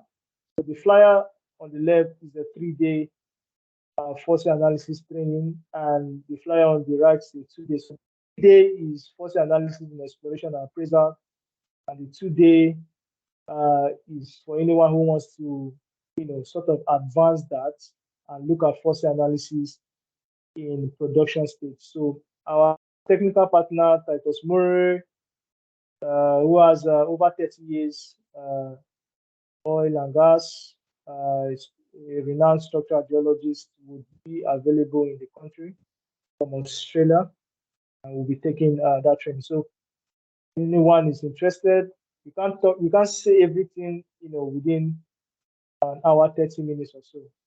So this will be a very good opportunity for anyone to really go in depth in terms of fossil analysis.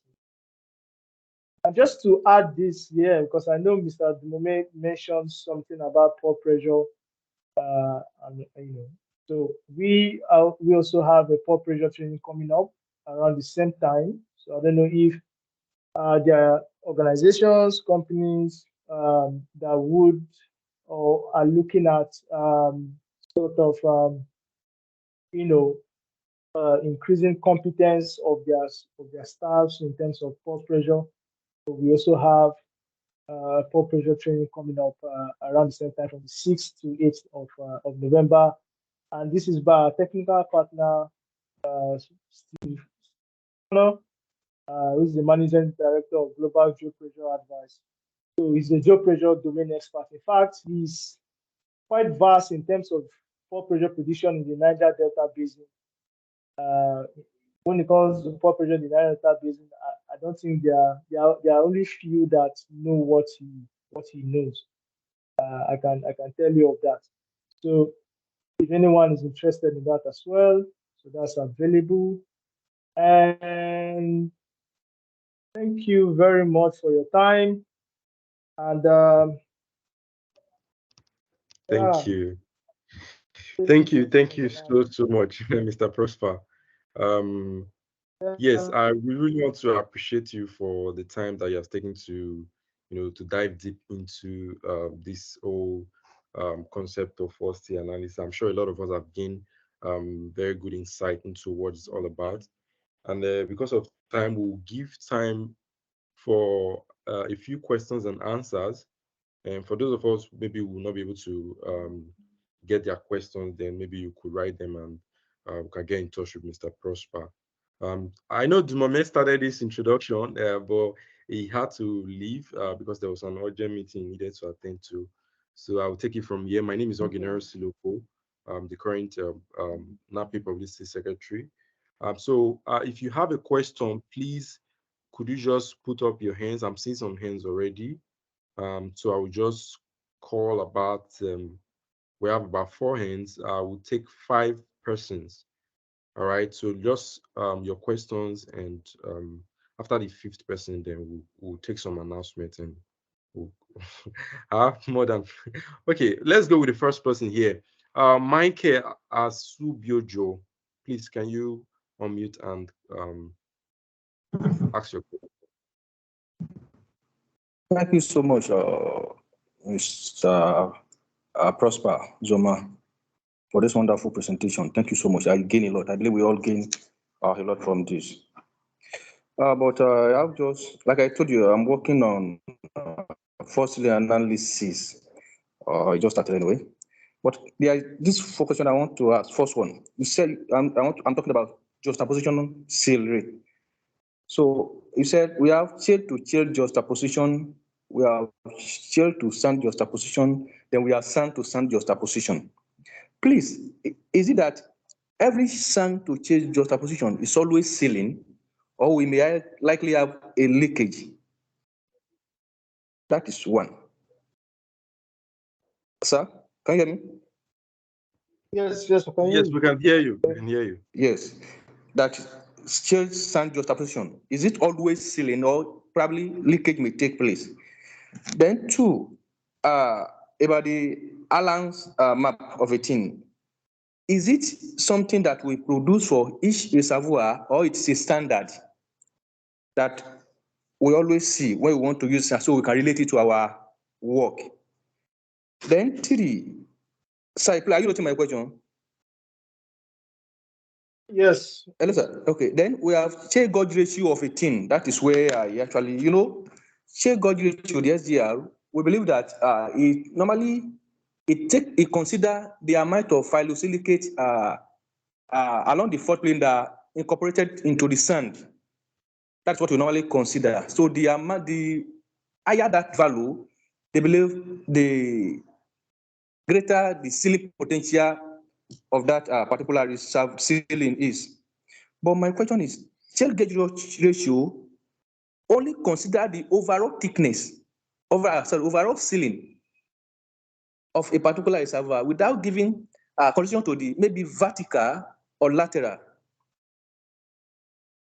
So, so I think there should be something that, not because when you know the value, like Sao 2010, he said he classified them into three. He said between 20 and 40%, he call it poor sealing. He said between 40 and 60, he call it moderate sealing. He then said greater than 60, he said likely sealing. Simply meaning that there is still a problem that you may say is sealing and it may not likely be sealing, because you say a fault can seal at a point and leak at another point. A fault can seal laterally and leak vertically. So I think the shale gauge, we should go beyond the value of the shale gauge ratio by considering vertical and lateral sealing of it. So that is my problem. That is what I even try to do to see, because after juxtaposition, we go to shale gauge ratio. When you see sand to sand juxtaposition, we move further to find the shale gauge ratio, which only talk about the overall sealing potential, not considering maybe it's seal laterally or vertically. So that is where I actually want to work on. So I want to know if it is workable. Is it something that is achievable? Thank you.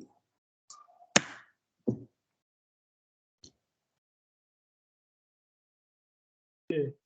So, first of all, apologies. I think my network tripped off at some point. But I Okay. think I fully got your first two questions. So your first question was on sand to shale juxtaposition, right? If that confirms sealing or not.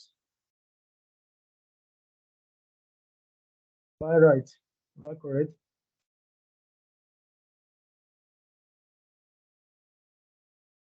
Can you hear me? Yes, I think you should continue, sir. Okay. So the idea between juxtaposition is this, right? So, like we said, the entrapment or migration of hydrocarbon across the fault, according to Alan, is dependent on the strata that occur across the fault. So we know that our sands, of course, are permeable units, and I know that there are other factors that might affect your lithology in terms of depth of burial and all of that.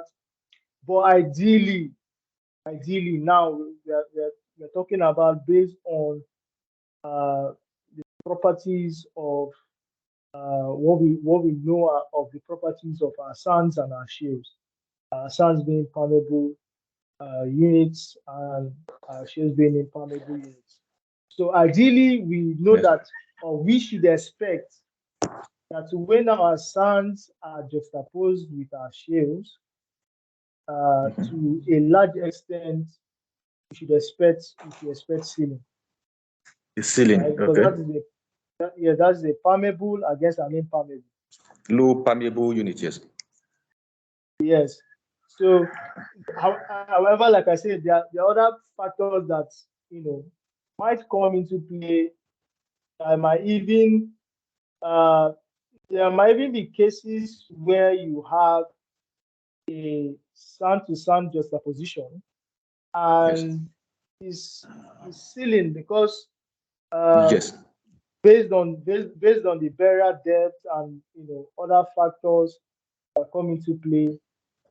Your sands are a lot more compacted and cemented and all of that. That's where you then have your deformation bands and your sand being under high pressure, sand grains explode and become powder and are then filled into your fault zone and all of that. So, but ideally, when we have our sand to shade the separation, we should expect the Okay. position seal. Okay. Yeah. So your second question was on Alan map, right? If you can just Yes. remind me.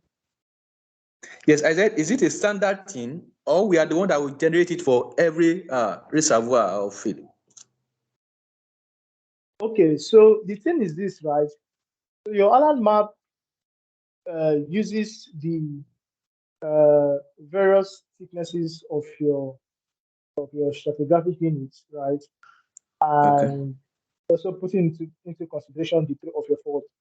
So, for example, the technology that we have, we are able to generate deterministic Alan maps and probabilistic Alan maps. Alan maps for P10, P10, P50, to P90 range of values. However, Okay. we can specify Alan maps for the various reservoirs to know what is going on with various reservoirs. That is, Okay. you can decide, you can choose that for a certain reservoir, you want to know what sort of juxtaposition. Do you have a self juxtaposition? Do you have a sand to sand juxtaposition?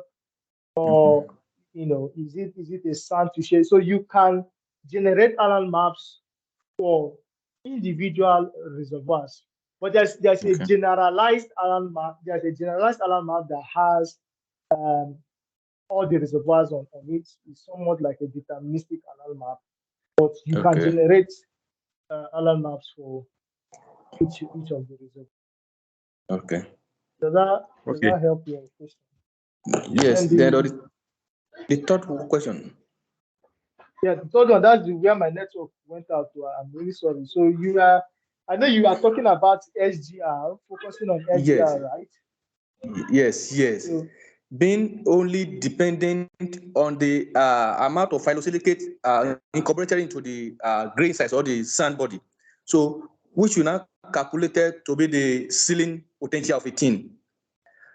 And I say it does not give it didn't consider lateral or vertical sealing. Anyway, when we get the shade gauge ratio, we believe if it is higher, like above 60, that it is sealing, maybe laterally. But a reservoir, can leak laterally and sail vertically. So I think after the shear gauge ratio, it will be something that will tell us, which will have a value again that is telling us maybe it is sailing vertically or laterally. So that is what I actually want to work on in my PhD. And I think, is this something that is workable? Yeah, it is. So, Okay. like I stated, it's possible for a fault to leak at a point and seal at another point. Yes. Yes. And shear guard, if you have shear guard ratio at a certain point within the fault zone, right? Yes. Yes. I mean, I don't know about you, but that would indicate sealing whether laterally or vertically, at least to some extent. If you Okay. have sufficient shear guard ratio within the fault zone. However, when we are talking about leaking of the fault zone laterally, Yes. I know earlier on in our undergraduate days, we are always told that migration of hydrocarbon used to be vertical, isn't it? Yes. Yes. But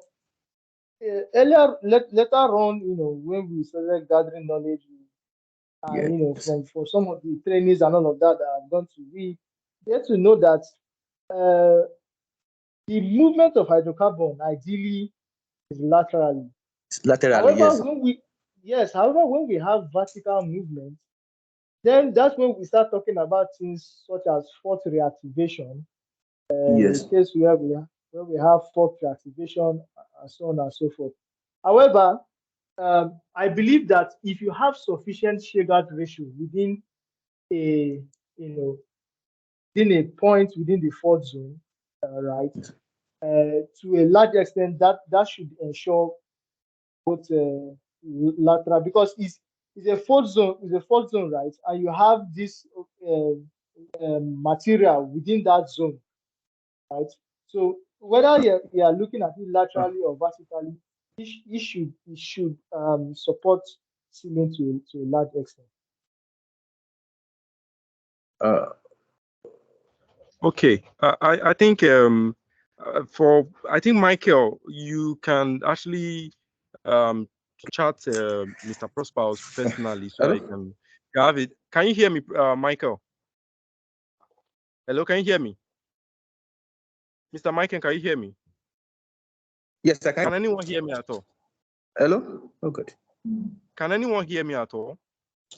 Yes, we can hear you. Yes, I can hear you now. Yes, Mr. Michael. Yes, we Because can of hear time. you. Yes, I can hear you now.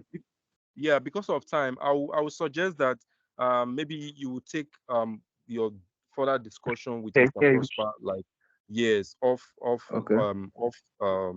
the meeting, because we have actually exceeded our time a lot, and I'll quickly want to tell the other people that want to ask questions to very Okay, thank you, sir. brief and straight to the point, What? so that we can just round up. We have really exceeded our time.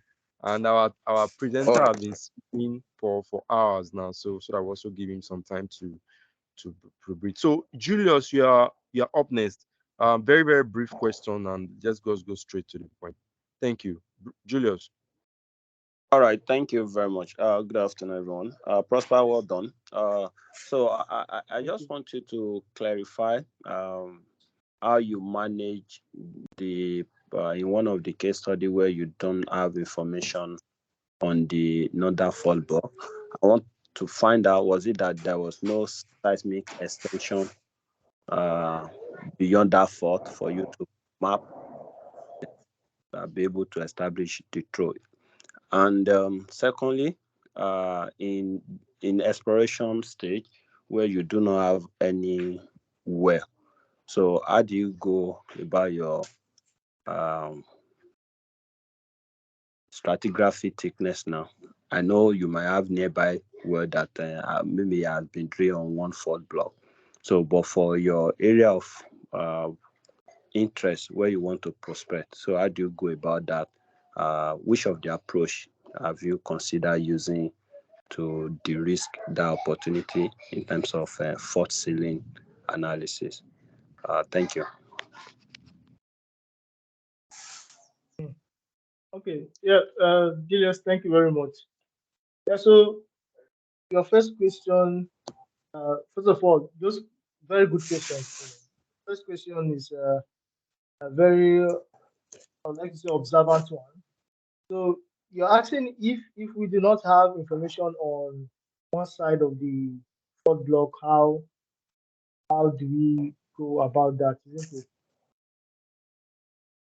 That's correct. Okay, so ideally, most times when so there have been instances. Okay, let me put it this way: there have been instances where I'm speaking in terms of work that I've done and projects that I've worked on. Instances where we've gotten data, uh, and we've seen that from the map we do not have information in terms of contour values and all of that. So we've had to go back to the client and ask what is going on here. We've gotten feedback such as um, issues in terms of seismic mapping or seismic and all of that. However, we've seen that when there isn't any information on one side of the fault, because remember, our throw plot is a result of mapping on the hanging wall and the foot wall of your fault.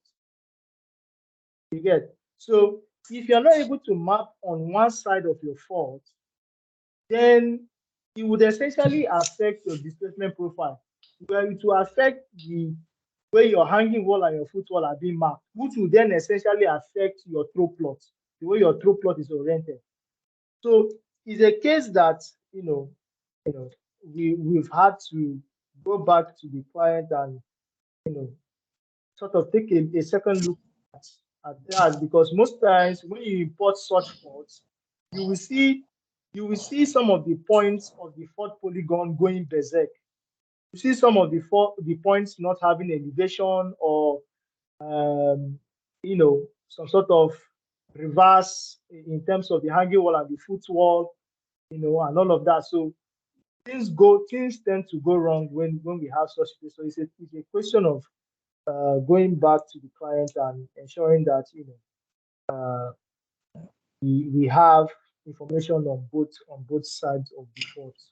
Right. So I don't know if that answers your question. So the question on how do you go about stratigraphy where no well has been drilled. So to be very frank, and like you rightfully said, in the exploration stage. Now bear in mind that in the exploration stage,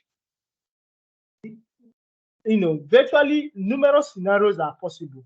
If you would agree with me, Julius.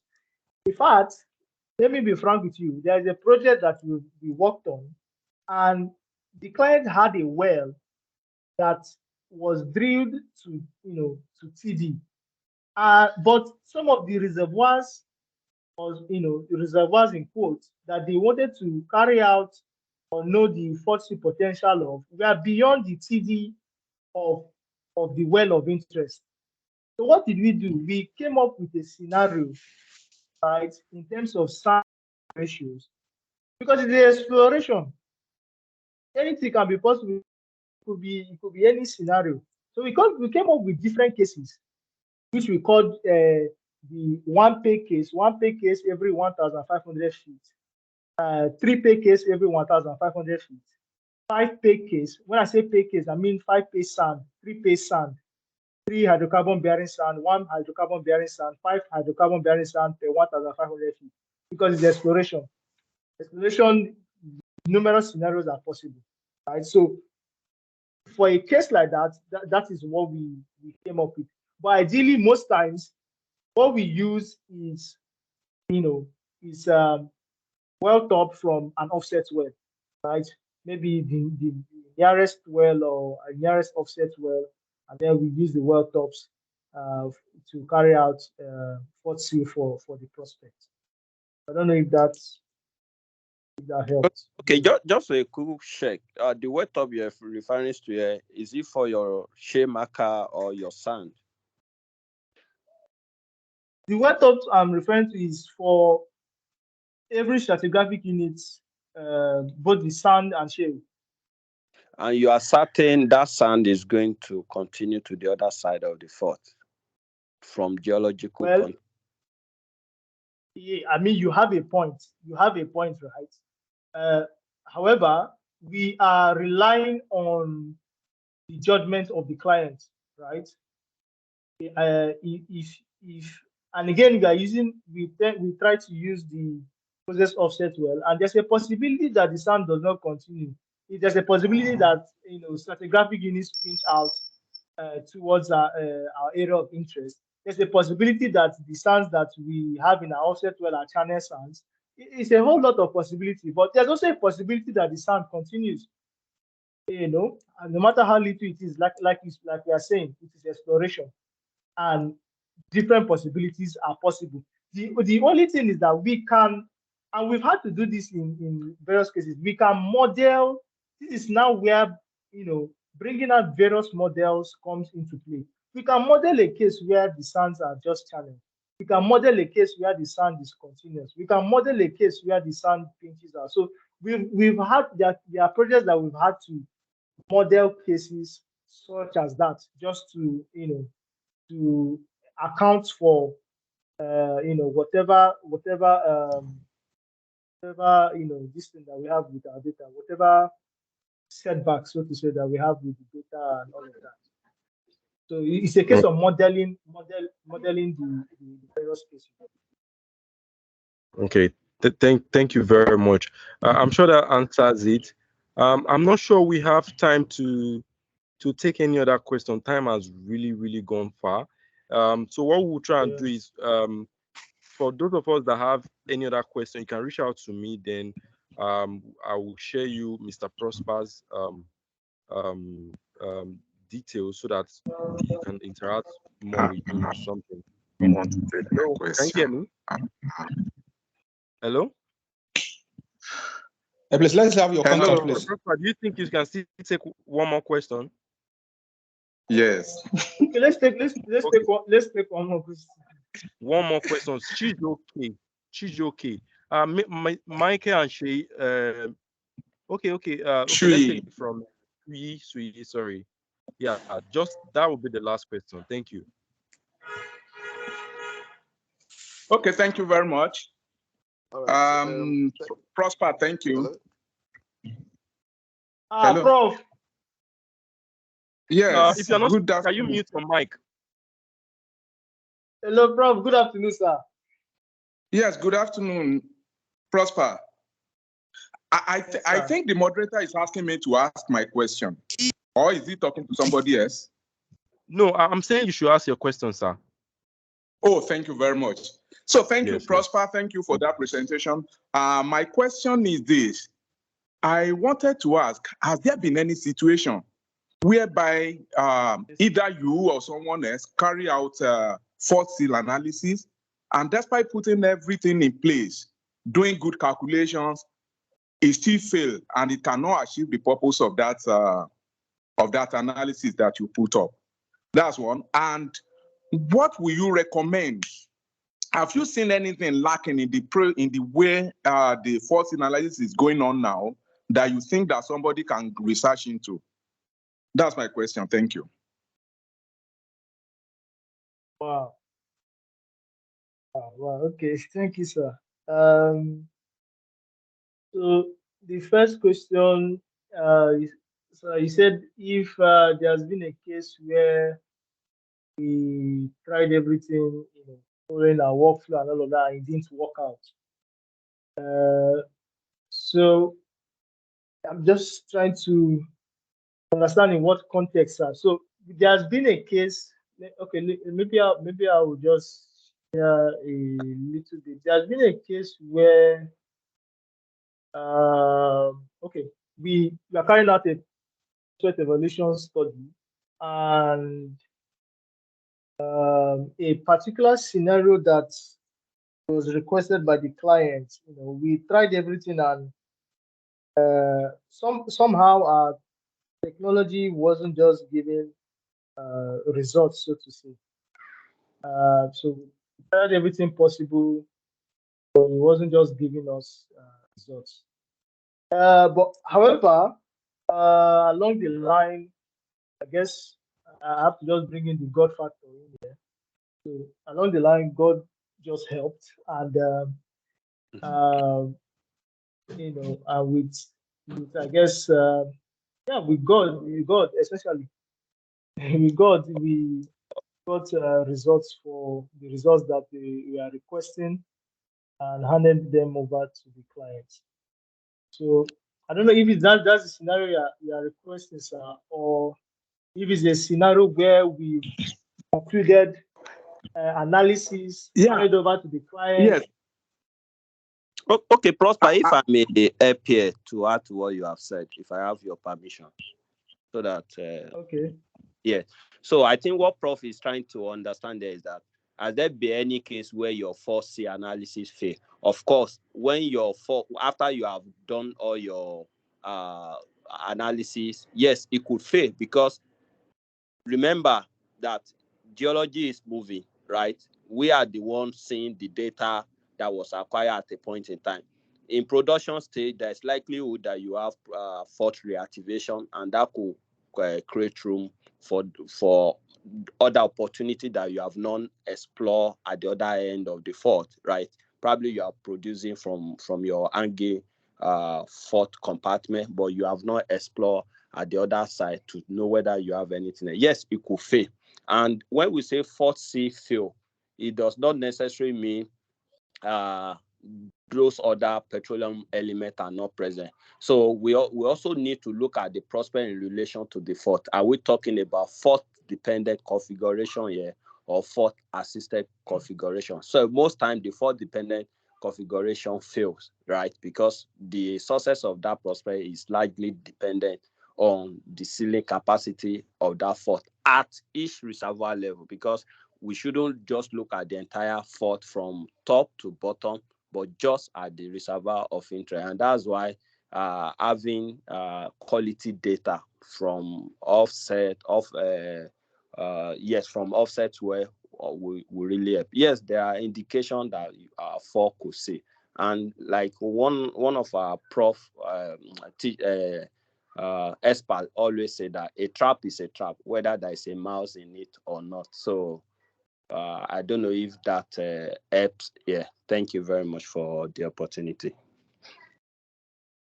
Yeah, thank you very much. Yeah, okay. So if you put it that way, then yeah, of course there have been cases where in terms of looking at a prospect evaluation study, and of course, like you rightfully said, Julius, is a whole there are different elements, right? So the trap is just one. You have to then look at your charge, your source rock, and all of that in terms of calculating your chance of success. So yeah, there are cases where the reservoir of interest, right? We have not, I say not encouraging, not so encouraging probability of trapping column and all of that, and you know it doesn't work essentially, but it is what it is. That is what the 4C analysis for that reservoir is saying. So it's a question of going back to client and say, okay, this is from our analysis, we believe that for this reservoir, yeah, it isn't looking quite good after carrying out 4C analysis. So it's left for the client, I guess, to then take decision by the time they calculate their chance of success and all of that. Yeah, it's a possibility.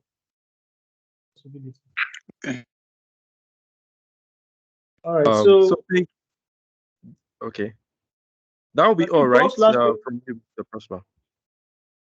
yes. Okay, okay. Is Prof still on the line? I don't know if Prof still wanted to say something before. Okay, he's not even on the call anymore. All right. So thank you so much, Mr. Prosper, on behalf of the Nape YP. I want to really appreciate you for taking out the time to give us this very interesting lecture. You could see that from the time we have spent, you could see that it's a very interesting one. A lot of people are interested in this and want to really appreciate you for taking our time to teach us, and we're able to even understand the importance of 40 analysis, even from your exploration stage down to production stage. Thank you so much. All of on behalf of everyone at Nape YP, on behalf of my lead, deputy lead, and every one of the ESCO, we want to appreciate you and thank you so much for this lecture. Just before we go quickly, I want to just make a few announcements. It will take more than 2 minutes, just a few announcements for some of the programs that we have coming up during the NAPE conference. So let me just share my screen quickly. If you can see my screen, can you all see my screen?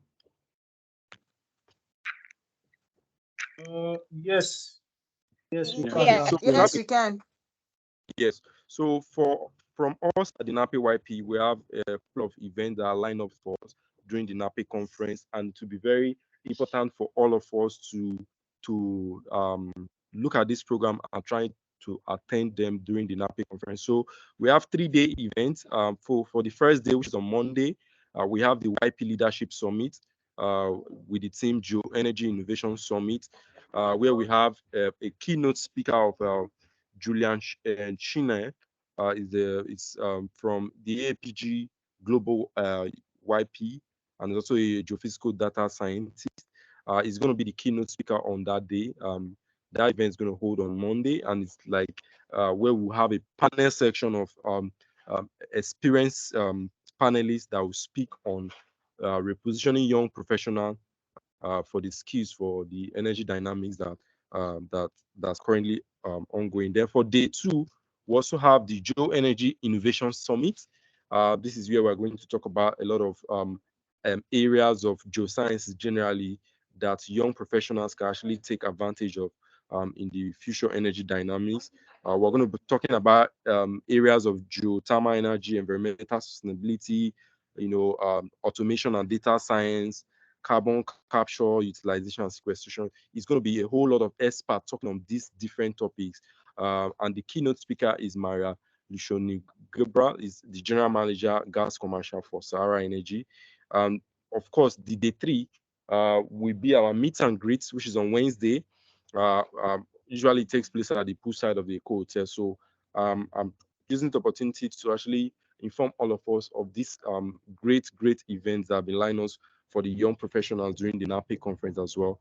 And also, just to let us know as well, payment of dues is very important. So for those of us that have not made our payment, please do well to make payment for that. And so that will be the end of today's meeting. So on behalf of the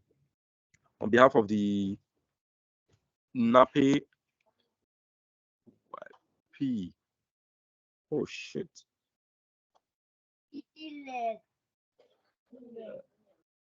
Hello? Is anyone hearing me? Hi. Yes. Yes, Oh, we can hear you. We can hear you. We can hear you. oh, okay. Sorry. Yes, so that would be Sorry, Siloko. yes. Sorry, very sorry. I just saw a question or 2 questions Okay. in the chat just quickly. So from Stephen Ajewole. So, who is that? Please mute so that we can go. Let me just quickly answer these 2 questions. Then we go. Mr. Michael, please can you okay. All right, continue, All right. sir.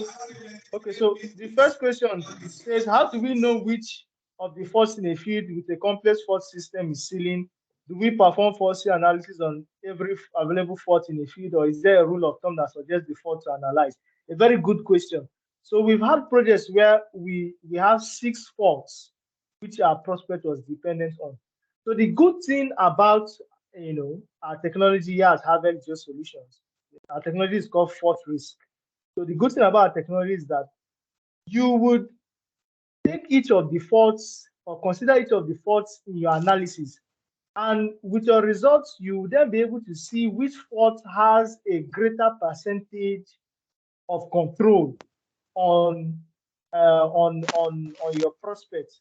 You would see so fault A has 89% chance of controlling, fault B has 21% chance, and all of that. Out of 100, you would analyze and give you the percentage that each fault has in terms of controlling the column height that your prospect can support. So that is how we know which fault is the major controller or determinant on our fluid column height rather. So I guess that answers that. Two, what data sources are used in fault analysis beyond the conventional well logs and core data? So from the get-go, for say a prospect evaluation study, you will need your depth maps. You need, of course, your well top or well data, your computer process interpretation. You will need your faults polygons, of course, just like some of the ones that we saw on the slides. You need the fault polygons, and that should get things started. So, but for your original calibration, you probably need things like your distribution plots, right? You'd need a couple of other things, but your distribution plot that shows that can tell you observed contacts for your various reservoirs.